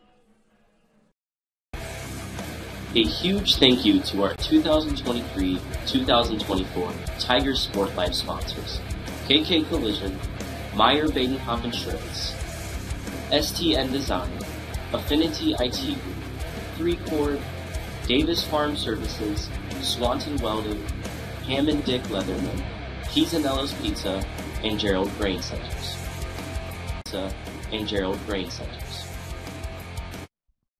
All right, we're back here. I tell you what, one of the things I do want to mention, these commercials were produced by our student broadcasting class, and I'll tell you what, very selfishly, man, does that save me a lot of work. Well, it's really nice too. It's so nice to have our students Yep. at Liberty Center High School involved, and it's just great to have, you know, participation at that level, and they're doing a fantastic job, Mark. We're not just producing, you know, commercials, but, you know, we've got guys in the booth running games. In the booth and we're going to be doing some other projects. They're going to be doing some other stuff with us for basketball. We've got some student crews coming in for that, so I'm excited about that. Hey, before we get into stats, I do have to say hi to our Canadian viewers up there. They love their number 62, and they've been faithfully watching, probably having some I can't think of the name of it, where the gravy on the cheese curds. I can't think of the name of it, but I'm sure they'll send me a message and tell me what that is. And Kathy and Lisa Lee in Central Illinois watching, Liberty Center fans all over the place. It's great to have them. Here's some numbers at halftime. After a somewhat slow start, and give Wauseon a lot of credit, they came to play. They put a lot of hats on the football, stopped us at the line of scrimmage. Liberty's first couple drives, not a lot of yards, but they got it on track. Total yards at halftime, Liberty Center, unofficially, 328 yards. And you would not have thought that in quarter one, but they got it going late in the first quarter and rolled in quarter two. Wauseon with a meager 28 yards. Passing, Landon Amstutz has been fantastic. 7 for 11 for 146 yards, and you knew Wauseon was going to mug the line of scrimmage and dedicate 8, 9, and sometimes 10 within 8 yards of the ball, and Landon has taken advantage. You know, Wauseon, you would have thought, would have accumulated more yards with their vaunted passing attack, Trey Parsons to Tyson Rodriguez or Wyatt Smith, but not so much. Liberty's back end has been phenomenal. Wauseon with only 38 yards passing, going 4 for 13. Liberty Center, 7 for 11 for 146 in the passing game. Wauseon, who does this for a living, 4 for 13, 38 yards. Great pressure and great coverage. For rushing, Liberty Center just dominant. 27 attempts for 174 yards. And that is after Wauseon did a phenomenal job stopping the run the first three possessions. Wauseon, 10 rushes for -10. They've struggled running the football all year long, and I don't see them running the football here much the second half. Overall tackles, Xander Zeiter with 4 tackles tonight, playing phenomenally well up front, but Landon Bockelman from that defensive tackle position with 5. Our defensive line are racking up a lot of plays, and our defensive staff, led by Matt Bryan, doing a great job of keeping Trey Parsons neutralized and in the pocket. Couple 3-4 sacks, some saccarinos, as Spike would say. And lastly, our leading rushers, Colton Cruz, 13 rushes for 91 yards and 2 touchdowns. Trenton Cruz, 6 rushes for 31 and 2 touchdowns. And Waylon Rentz with only 2 rushes, Brian Babcock, but really gave us some energy in the 0-1 and ran with a lot of authority and a lot of burst. Well, there were 2 rushes for 2 touchdowns, right? Did he score, or did he just have 1 touch? I think he's got 1 touch. Okay. But they were big. They were big. Big runs. Big carries. And Spike, you've seen a lot of Liberty Center football. This first quarter, Wauseon came out swinging, man. They came here and they wanted to play football, but Liberty Center got it right-tracked and started getting the train down the tracks, man. Yeah, and it's not too hard to figure out. We needed a game like this. We did. Wauseon will receive the second half kickoff here. All right. Yes, we'll get that. We might get a chance here kicking into the wind of a little bit of Kent return. Dog, Kent Michael Speece, home from the hospital, watching tonight. Really great to have the GOAT fan of all time, Kent Michael Speece, here too. And, of course, always there watching Grandma Jean Kern down there in East Liberty. Biggest Tiger football fan there is. She's the queen of the Lady Tigers. You know, one thing I loved about the first half, we got a chance to more or less twice, run a 2-minute type of offense. Yeah, that touchdown before half was impressive. Bounding kick, that's going to come down, hit at the 30, and brought down, let's see, quickly, and Garber, number 14, Blake Garber, who's got some speed, did a good job of tripping up the returner there, and Liberty does a good job. But Wauseon will have good field position. That was a squib kick. Yeah, it looked like he was trying to kind of kick that off of a guy to kind of get a rebound and didn't quite get it up into the chest area. Gives Wauseon the ball at the 40, and here we go, Spike. Yeah, they work on that. To go back to that quickly, they work on that. Line drive kick, maybe. Oh, the 2-minute offense. The 2-minute, yeah. Well, that was 35-second offense before the half there. Second time, yeah. And so now we see what they work on in practice came in big tonight. Tigers show blitz. Snap rolling out, gets away. Here comes Cruz on the way, fires it upfield. Okay. Caught! Is he out of bounds there? I think he got it in. He got it in. That's a heck of a of a catch. Down there around the 35-yard line. Is that Tyson Rodriguez there? It was. Man, Brian, we talked about Tyson Rodriguez. Yards. He got loose. Yeah. And he tiptoed the sidelines there. That was a great job. Trey Parsons rolls, getting chased. Great pass to Tyson Rodriguez, and I tell you, they're going to target him as much as they can here in the second half. Trent Cruz had him on the run. All right, so 4 wideouts, 3-step drop, throws a bullet over the middle, and that was tipped away. Tigers great coverage downfield. Levi Tester in there running that little seam route, but man, oh man, number 8, Landon Cruz was on the hunt. That might have been a good business decision by number 21, Levi Tester, because I think there was some very unpleasant, never heard the alligator arms called. Very unpleasant activity may have taken place if he would have caught that ball. All right, so the Indians come out with that same 4 wide out set. Now motion 3 to the wide side now, 3-step drop. Now rolls up in the pocket, cuts out to the left, and tackled there after only a couple of yard gain. Let's see. Xander Zeider. Okay, Xander Zeider, we get the call on the hit. That's going to be Xander Zeider's 5th tackle. Great job on the open field. Tonight. As Xander's active, making tackles all over the field, Brian, you're right.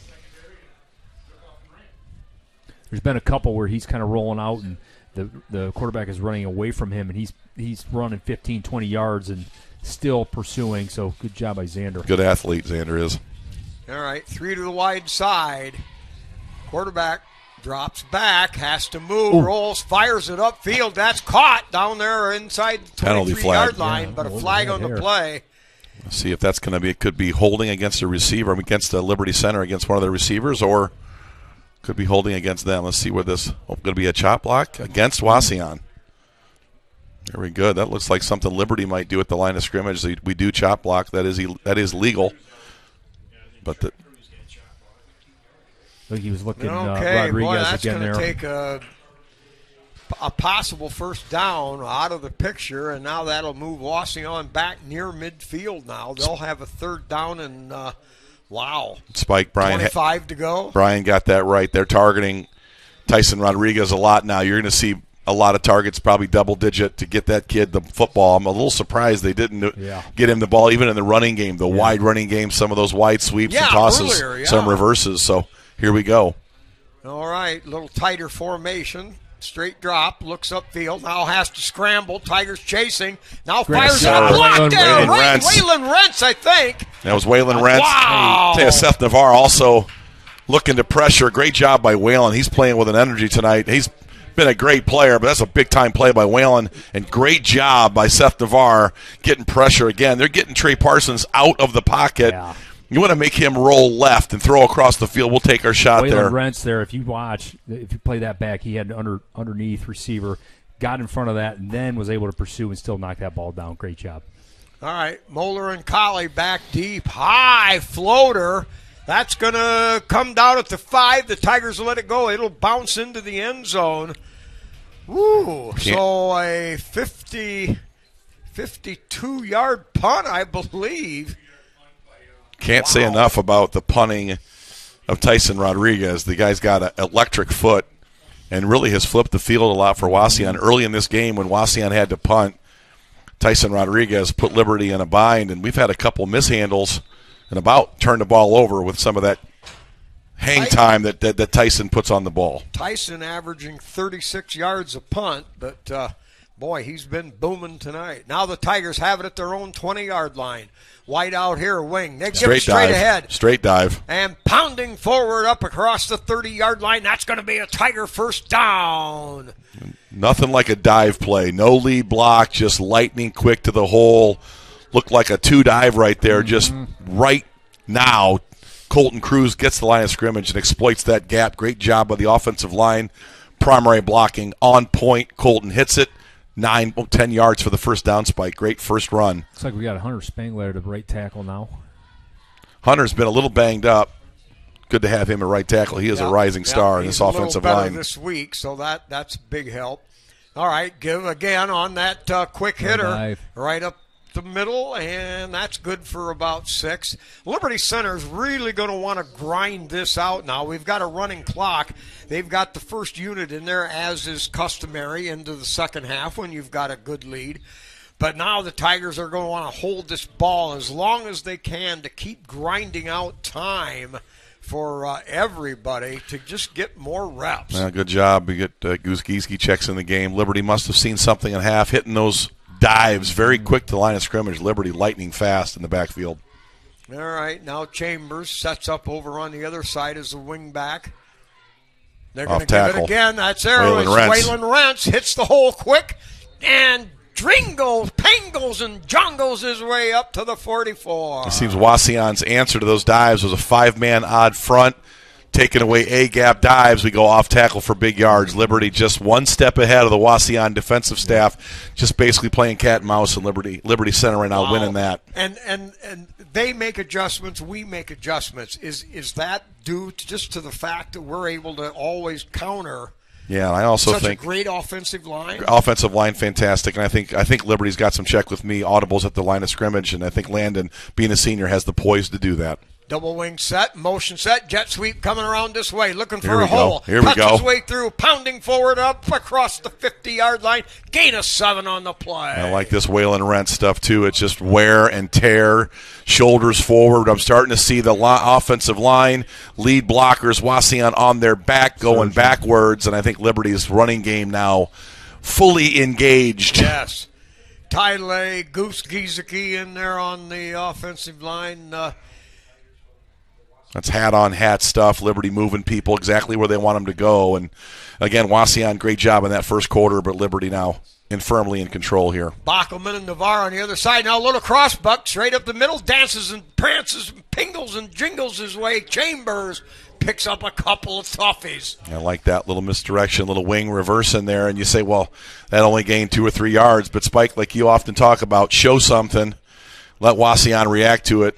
Get to the line of scrimmage, and maybe you got yourself a counter. I think they run plays sometimes to set up the next play. They're not just running the play just to run a play. Yep. All right, Liberty Center now. 3rd and 1 at the Wauseon 47-yard line. Amstutz under center. Chambers the wing on the far side. Give to the second back. Colton Cruz kicks it Great outside. block. Now looks for a lane. And finally grabbed around the 40-yard line. A little bit of gangland tackling by Wauseon. They had a chance to nail Cruz. They had him stood up, so they rushed to the ball. Tyler Lay, big-time pull and block. You know, Wauseon adding a little sauce post-snap, really enjoying watching some of that. And Liberty Center, though, answering with big runs, first down. Clock is running, 3:35 left to go here in the third quarter. Here we go. Waylon Rentz in the middle of the field. Liberty Center running Waylon Rentz. Tyler Lay just laying blocks I'm down telling the you field. what, Tyler Lay at 51. Stephen Brogan. You're getting Motors. great blocking up front, 71, Clayton Seal. Spike, you talked about it. Possess the ball, run the clock. Number 19, Waylon Rentz, just shoulders square to the line of scrimmage and running those feet.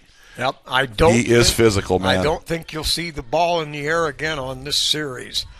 Just keep grinding. All right, tight end, left wing, left set, wide out to this side. Give to the second back. Colton Cruz hangs it out there, throws a straight arm, and now angles his way down inside the 30-yard line, picking up another dozen yards on the play. Liberty moves the chains. Great block, number 74, Seth Navarre, pull, kick out. He is a first-team All-League left guard, having a phenomenal game. And, you know, again, we talked about his athleticism. He can get out and get on linebackers, get on defensive ends, and even get on defensive backs. He's so athletic, Spike. Great feet. Seth Navarre having a big night on the offensive line. All right, look for the I formation. Xander Zeider into the lineup as the lead back.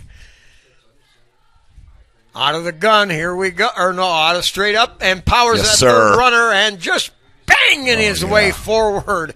That's power football at its finest. This is taking football back a few decades, and I like it, man. I like it. I love it. Triple I, Clayton Seal, big block, point of attack, bodies moving. Liberty Center offensive line. And they're loving it. They don't want any balls being thrown. No. Give me the offensive line wants the ball right here.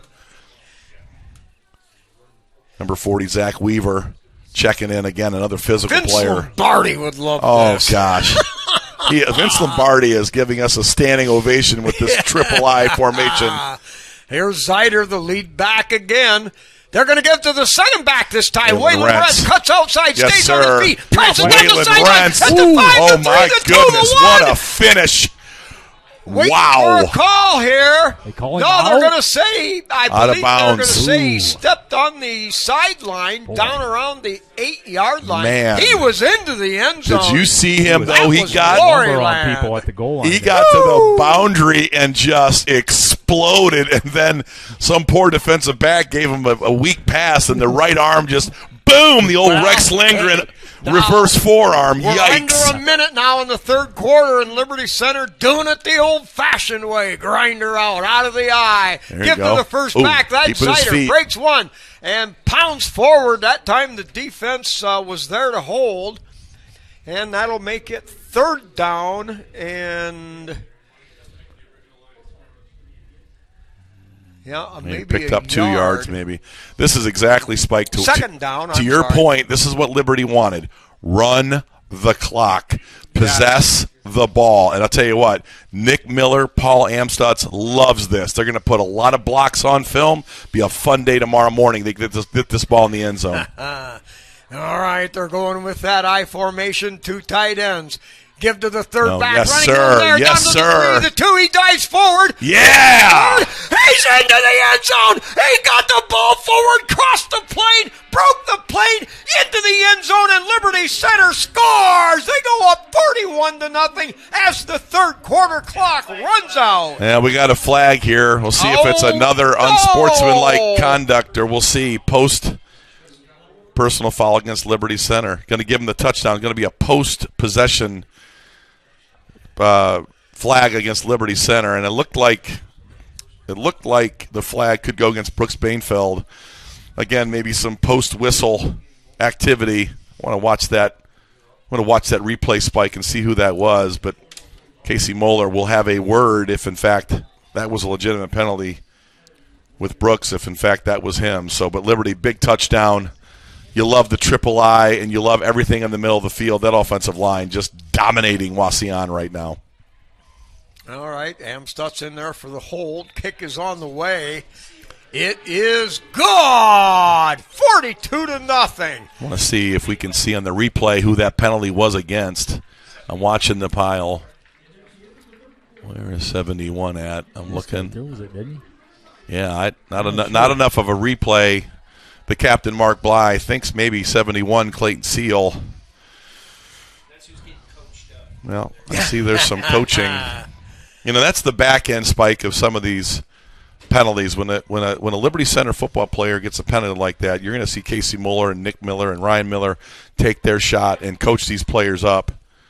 I didn't see a whole lot there, but got to trust the referees on that call. And Clayton Seal had a heck of a drive, I'll tell you that. He might have gotten a little bit too excited because he was moving Wauseon all over the place. Well, you know, that calls like that and the celebrations and everything, the hits, you're seeing that at all levels of football. Sure now. you are. They're cracking down. Sure you are. Sometimes it's tough. Well, and I think that the general football public would like to think that Liberty Center enjoys themselves maybe a little bit more than everybody else. But I've watched enough PH and Archbold and Wauseon games. I've seen enough of those post-possession celebrations, and you saw in that PH game 3 15-yard penalties against PH. It's happened to everybody. It really and I think, people see us as the big bully, and I think that's what you do, and the big bully gets the flag. But, hey, back to a kickoff here. I think you're going to see Waylon Rentz and Stephen Brogan and maybe Tyler Lay. They're licking their chops. This could be a return. Yep.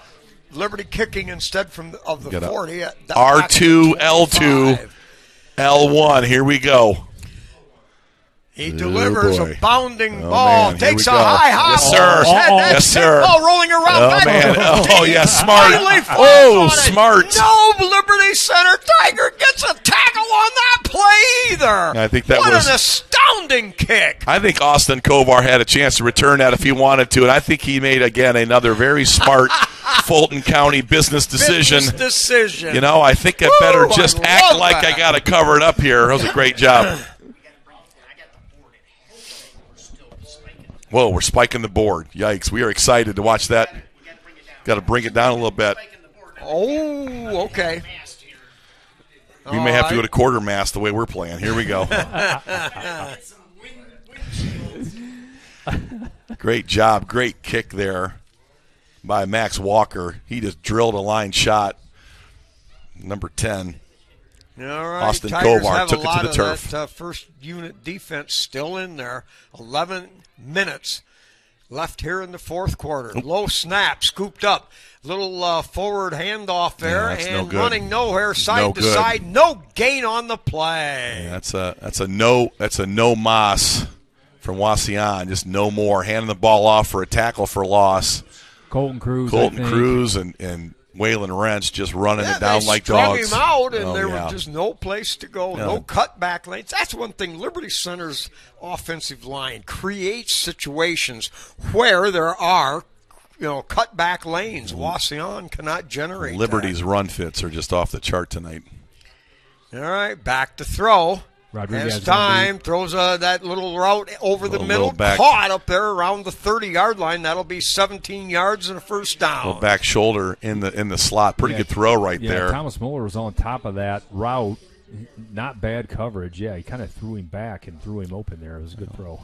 Trey Parsons, good throw. Little back shoulder there. Tyson Rodriguez. Yeah, Trey Parsons, pretty good sized. All right, out of the gun, looks, little shot outside, hit right away, and that is caught, but they shove him out of bounds. They're going to call that he looks like he called that a catch and a fumble out of bounds. Was that? He did not have possession. That's a poor call. I agree. Now that I think about it, yeah. Looks like they did call it incomplete, but the line judge here. Heads up play there just to knock that thing out. Great job by the defensive backs. Him and Cam Colley all over that route. Number 2, Braylon Miller dropping the ball, 2nd and 10. All right, back Now they flip it to the opposite side after the fake great handoff. job, Right there, Thomas. one-on-one tackle right now. Hey, that guy's slippery in the open field now, too. That's a big-time tackle. Great job. Thomas closing that Moeller uses some initial hit power initiative and drags him back. That's a really nice tackle. Tyson Rodriguez is as slippery as it gets. Great athlete, and Tyson they're going to target him the rest of this half. Great job by Thomas Moeller. Excellent job in the open field. Noah Jensen, nose tackle We're in gonna get there. you back on here. I think we kind of lost the connection, folks at home. Pass rush coming on. That's has it to for scramble. Sagarino! That is going to be a Seth Navarre sack, and he has had a big-time game tonight on both sides of the ball, man. I mean, that's a great job. Collapsing the pocket, overpowering Wauseon's offensive line. Liberty Center, big sack, turnover. Wow, Liberty has taken control of this game, and I think it started, Spike and Brian, on the defensive end. They've really put it to Wauseon tonight. All right, that brings up fourth down. A little over 8 minutes to go. Wauseon in punt formation. Liberty with Moeller and Cam Colley, back. That punt short. Wauseon downs it right around midfield where Liberty will take over with 8 minutes. I think you'll start to see some second-teamers or Clayton O'Neill coming in the Podak ballgame. in there. depth chart players now. Tyler Roars. Tyler Roars is going to get some snaps, so Liberty calling the dogs off here. Casey does that. You know, he's not a stat patter. A lot of the starters will come out of this game and be looking towards a playoff berth. But Spike, you know, we're going to win a league outright, 10-0, 7-0 in the league, and that is impressive. 25 in a row, regular season. 25 Mason, in a row. Yep. Mason Smith now at quarterback. Wing left. Give first back through and a couple of yards there. Up to about the 49. They'll mark it. Tyler a yard Roars. gain. Tyler Roars with the carry, but Liberty Center. Caden Sonnenberg. These 14 senior Spike. What a way to end their regular season with an undefeated 10-0 run and really just basically manhandling this league. Awesome job by this senior class. All right, wing left set. They're going to give to the second back. Breaks through one, spins through another, but meets a lot of aggression up there at midfield. A gain of a yard on the plate will bring 3rd down and 8. Thomas Moeller with a carry-off tackle and a lot of subbing generously here. Staff's going to get some important repetition spikes, some snaps for some younger players. Good to see this for development. Who we got in there at center? I couldn't. All right, wing right set, wide out over here. Give first back, running room there. Pounds forward, down to the 45-yard line, pick up a 5 yards. 4th down and 3. Now they're going to mark it at the 46. So 4th and 4 for Liberty, and I imagine they'll bring the punt unit team in. That's another unit you might as well have let's see the field. We didn't punt too many times after that first quarter.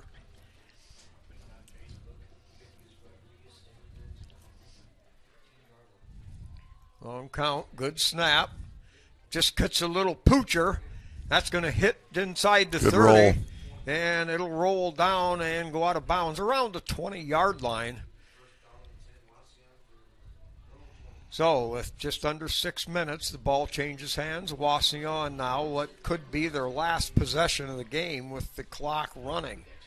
Max Walker stays in the game now on defense. Number 54, Landon Smith checks in with number 79, Clayton O'Neill. Liberty getting some good reps for players across the board. Number 6 checks in. Heath Atkinson, number 21.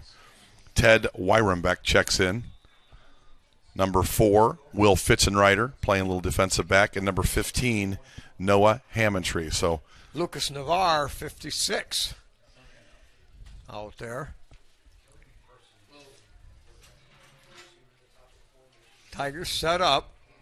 They run into each other, the running backs, and Liberty Center flows to the football, and that's a smackerino. They nailed him right at the line of scrimmage. Number 11, JT Old Crew, and number 31, Ty Jackson checking in. So, again, we're getting into the 3, 4, 5 deeps. Pretty exciting to see Liberty Center against Wauseon getting into the depth chart. Another that deep. shout-out for this Liberty Center defense. How many is that this year? How many shutouts do we have? Man, it's been A I know bunch. the last 3 weeks. And Patrick Henry score against us? No, they did not, but Swanton did, I think. I think Swanton did score, yes. All right. Out of the gun, handoff on a little delay. Running room there, tries to kick it outside, and finally staying Lewis. with him. Is that That Lewis was Collins? a good job there by No, it wasn't. Clayton Clayton O'Neill. O'Neill. Had a hold of him, wouldn't let go, and stayed with him, rode him down, and stopped him from picking up the first down. It's kind of nice to have this game in hand so early. The crowd anticipated a league championship. They're going to get one on senior night. And we're going to have we're going to stay on for the post game. We're also going to cover. They have shirts and hats, back-to-back league championship shirts and back-to-back hats. We'll cover that as we do our post game show. The KK Collision. Yes, sir. Post game show.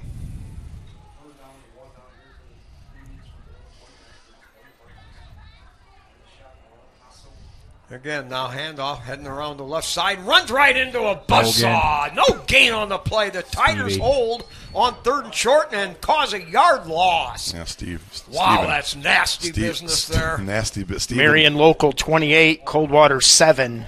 Well, Marion Local doesn't lose. Last time I checked, I think I was 38 years old. Last time they lost a football game. Good news. Just the MAC is just rolling again. And Coldwater's the biggest school in that league, and they trail, huh? Yes. Wow. All right, Wauseon back to punt. 3.5 minutes left in the ball game. Old Crew back to return here. Short end over end. That's going to only go about 15 yards downfield. Takes a backward hop, and Liberty will have the ball at the Wauseon 40-yard line with 3.5 to go in the ball game. You know, guys, going back to kind of what we talked about, 25 in a row and back-to-back league championships and just the excellence that has become of the Liberty Center program here of late. It's just a beautiful thing to watch. But it's not a guarantee. This does not happen all the time. And just to understand what you're seeing and enjoy what you're seeing. And league championships are hard around here. These are great. not easy. It's great.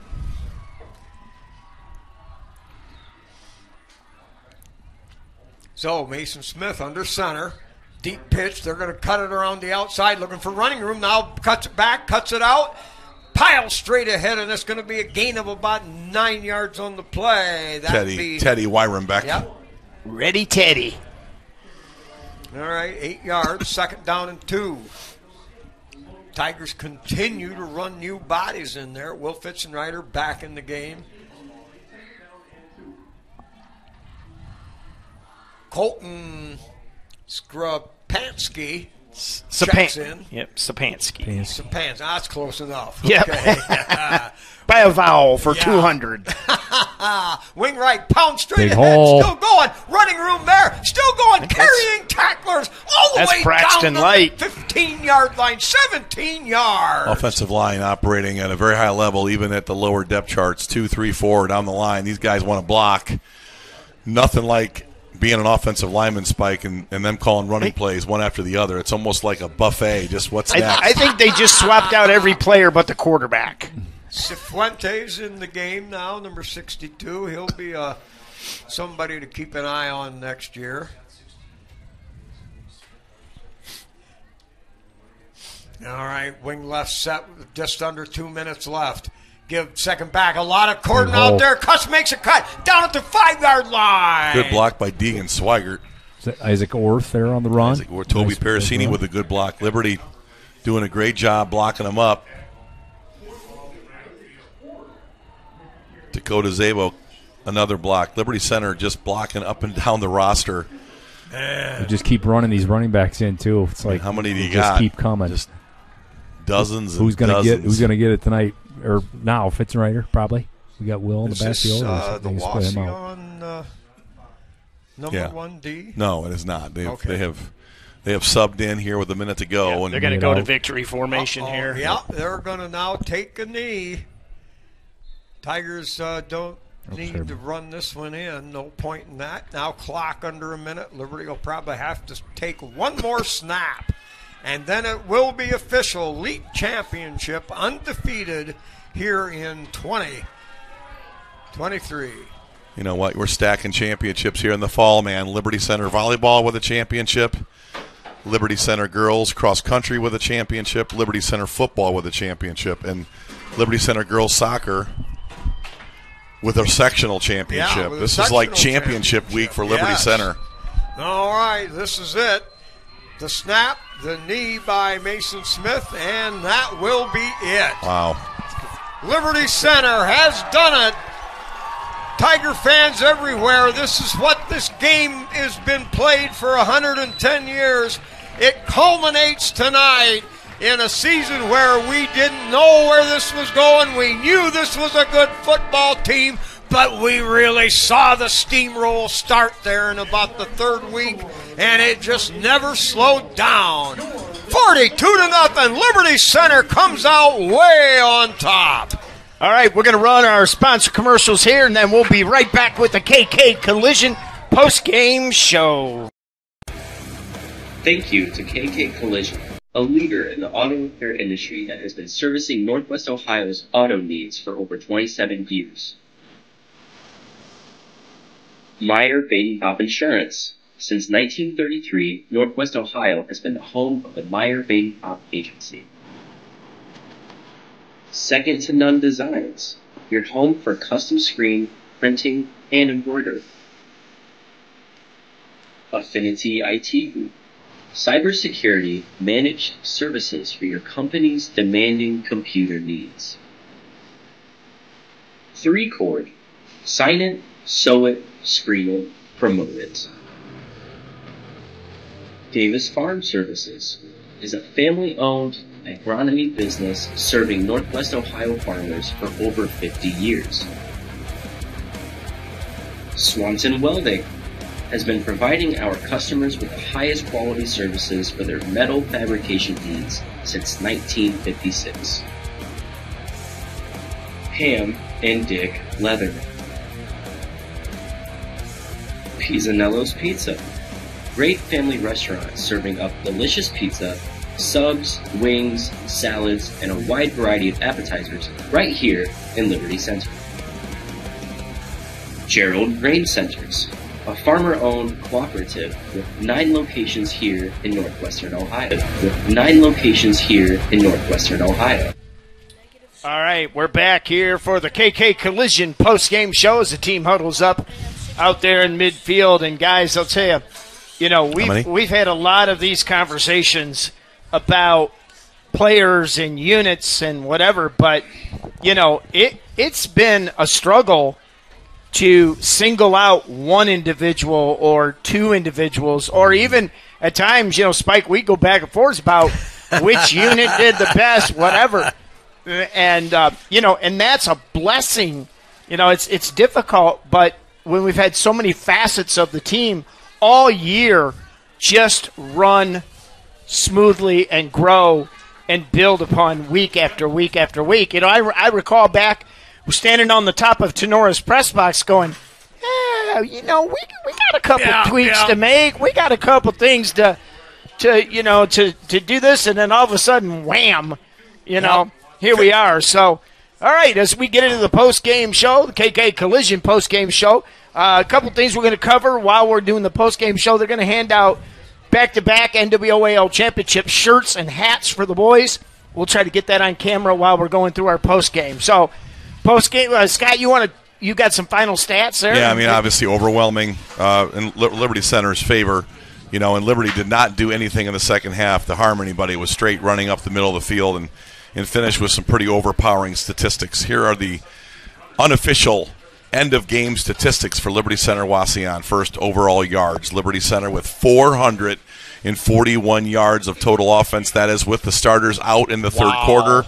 Basically, just a dominant performance after those first 3 drives. Passing, did not throw a pass in the second half. Liberty Center, 7 for 11 for 146, all in the first half. Landon Amstutz, efficient and outstanding tonight. Wauseon threw the ball 19 times, completed 7. The pressure and our plays in the back end, we just had it all in concert. Impressive. And Wauseon only for 81 yards, and they were primarily a passing team in the second half. Rushing, Liberty went for 295 yards on 47 carries.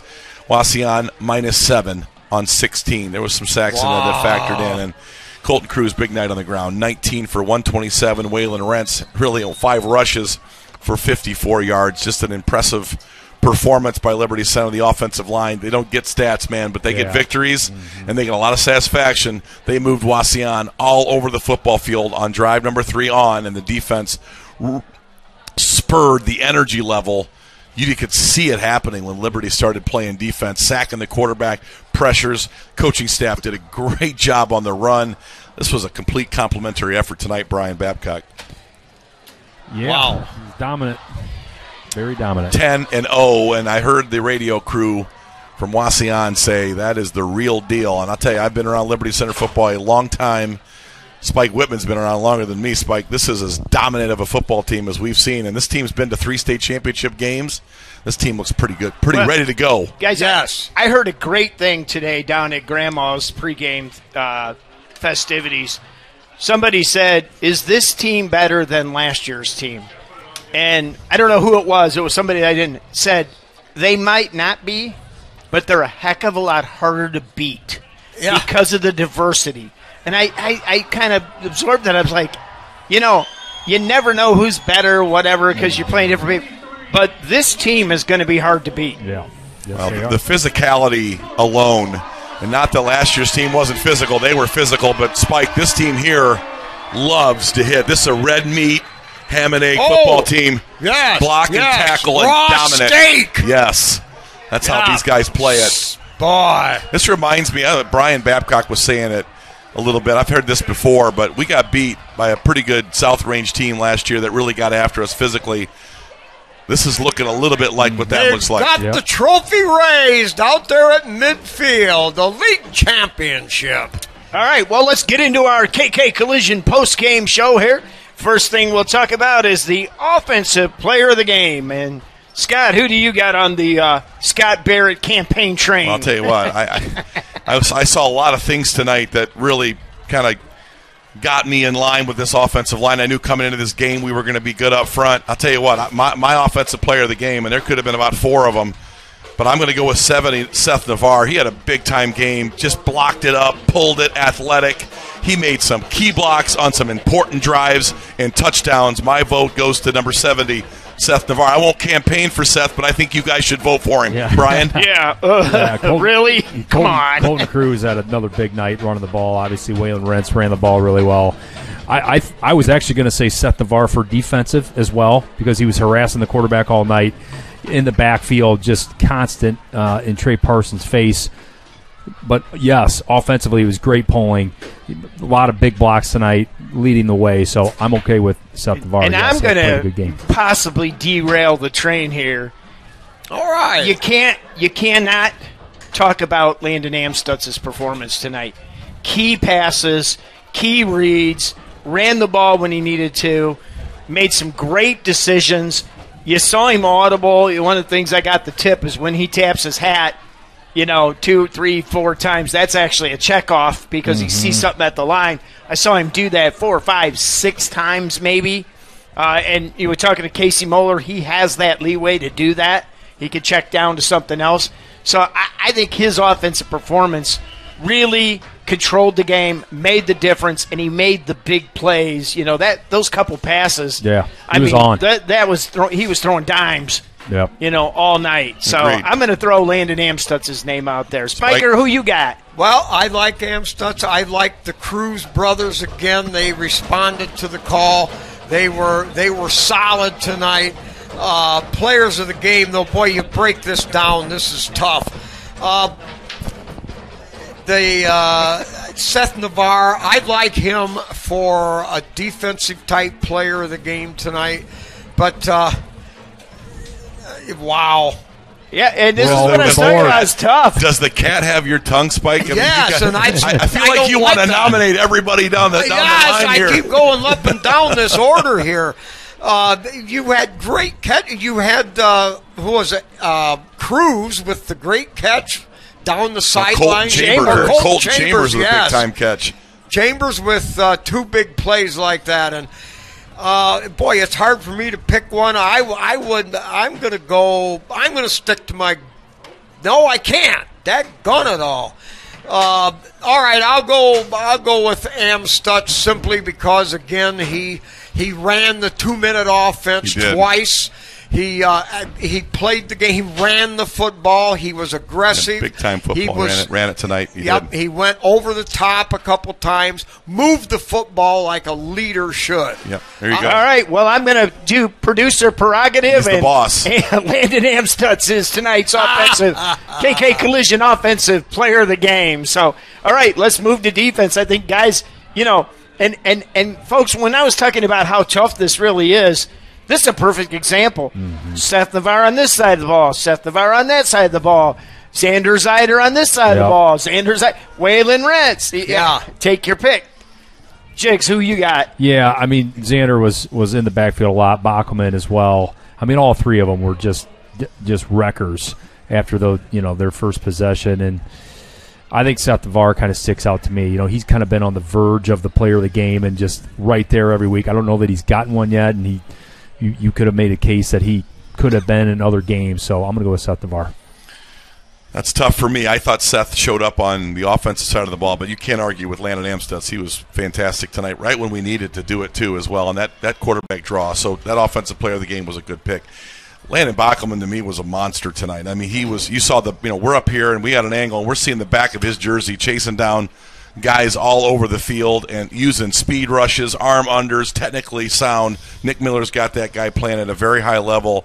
So Seth Navarre, to me, was really great on both sides of the ball, more offense than defense.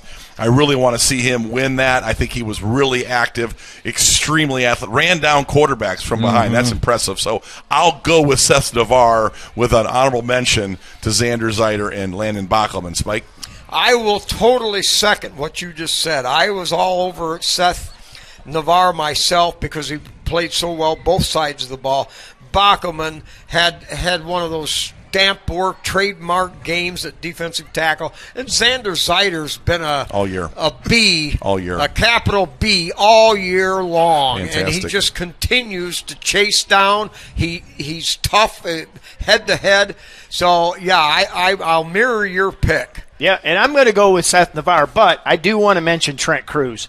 How many times did he come off the edge and just go vertical down the line of scrimmage? Horizontal, got down horizontal down. I mean, he just pinched down multiple times and had tackles from behind coming off the edge. So, but I'm going to go with Seth Navarre. Seth Navarre is the KK Collision Defensive Player of the Game tonight. Now, boss.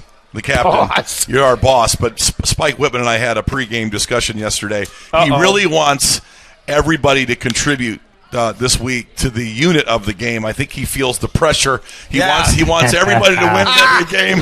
So we got to let him off the hook. So I'd like to go first. I think we have said Landon Bachman, and we've said Seth Navarre, and we've said Xander Zeider, and we've said Brady Gieske, and we just go on down the line. This defensive line just stood up, pressured the quarterback, occupied blocks, made plays, made tackles. To me, the unit of the game was the defensive line tonight. They were on fire. They did a great job in all aspects. Their run fits. They made plays. Landon Bachman was a beast tonight. I mean, I loved our defensive line. That is my unit of the game nomination, Mark. And I'm going to go with that, too. I think one of the things that we don't mention, but we should, is, for the first 2 series for each teams, it was a stalemate. It was. They were stacking the box. We were defending it. It was a stalemate. Yeah. The coaching staff making adjustments. Yep. I know this is for the kids, but I want to make sure that we talk about the responsiveness of our coaching staff to make adjustments to change schemes. It's difficult because you can scheme for a team all week, say this is what we want to do, this is what, okay. But when it doesn't work or you're drawing a stalemate, all of a sudden Liberty Center kicked it into gear, and I know the kids do that, and they make the plays, but the coaching staff's behind those changes. So a lot of adjustments. We got great eyes up in the booth. We've got fantastic coaches, high IQ people all over the place. And I will say this, I've said it before. I said it the year Liberty Center was in the state championships. Defense wins championships. Yeah. You got to make the plays. But, boy, being able to adjust your defense and stay tough on that side, that's how you win championships. Brian. So, both offensive and defensive line dominant tonight. Noah Jensen is another one we didn't really mention, but he had a couple big plays early in this game. He did. From the nose tackle position. So, yes, defensive line, I'm good with that. All right, Spike, you wanted help. Now you got to figure this out. Yeah, this is easy now. Now what are you going to do? I'm just going to jump on you guys' bandwagon. You didn't want to be responsible, did you? Woo! I love it. No doubt about it. The defensive line with the great honorable mention, I would say also to the linebackers, because they teamed together to totally bottle up Wauseon's offense. But no two ways about it. Defensive line tonight with those several guys that we mentioned. The Wings for Kings, Sattler meets unit of the game. The Kings of the Wings, baby. Yeah. And Spike, I got to ask you, do they share? Well, there's a few freeloaders. You have to keep elbowing them out. Little basketball box out. I figure if Baki doesn't win, somehow he's going to get a win. Well, I'll tell you what. One guy you really got to watch is Seth Navarre. He's always got that nice guy smile on his face. As he's got three of your wings in his pocket. Yeah, he's got greasy. I've heard he's a wing thief, but he earned it tonight. I'll tell you this. I'll just wrap up my commentary to say this. You got 14 seniors, and I'll tell you the big games they played in and the places they've taken this program.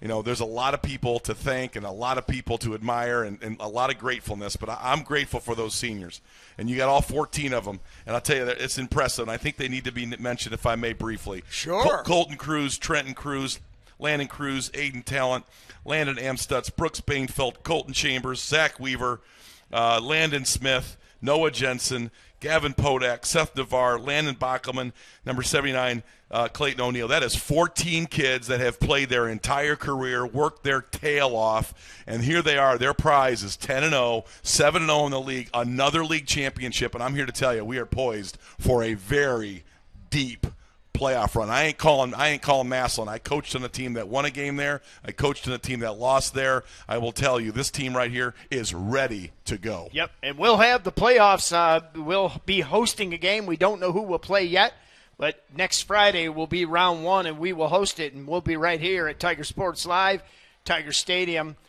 Actually, Rex Lindgren. It'll always be Tiger Stadium. Lindgren Stadium, but always Tiger Stadium in your heart for sure. And I do want to mention on Tiger Sports Live here Tuesday, we'll be going to Evergreen as our girls play for the district in the district finals in soccer against Ottawa Glandorf, I think it is. Is that a district semi or a district final? I think that's a district final. Okay, because they won a sectional, so okay, good. Yep. I think I could be wrong.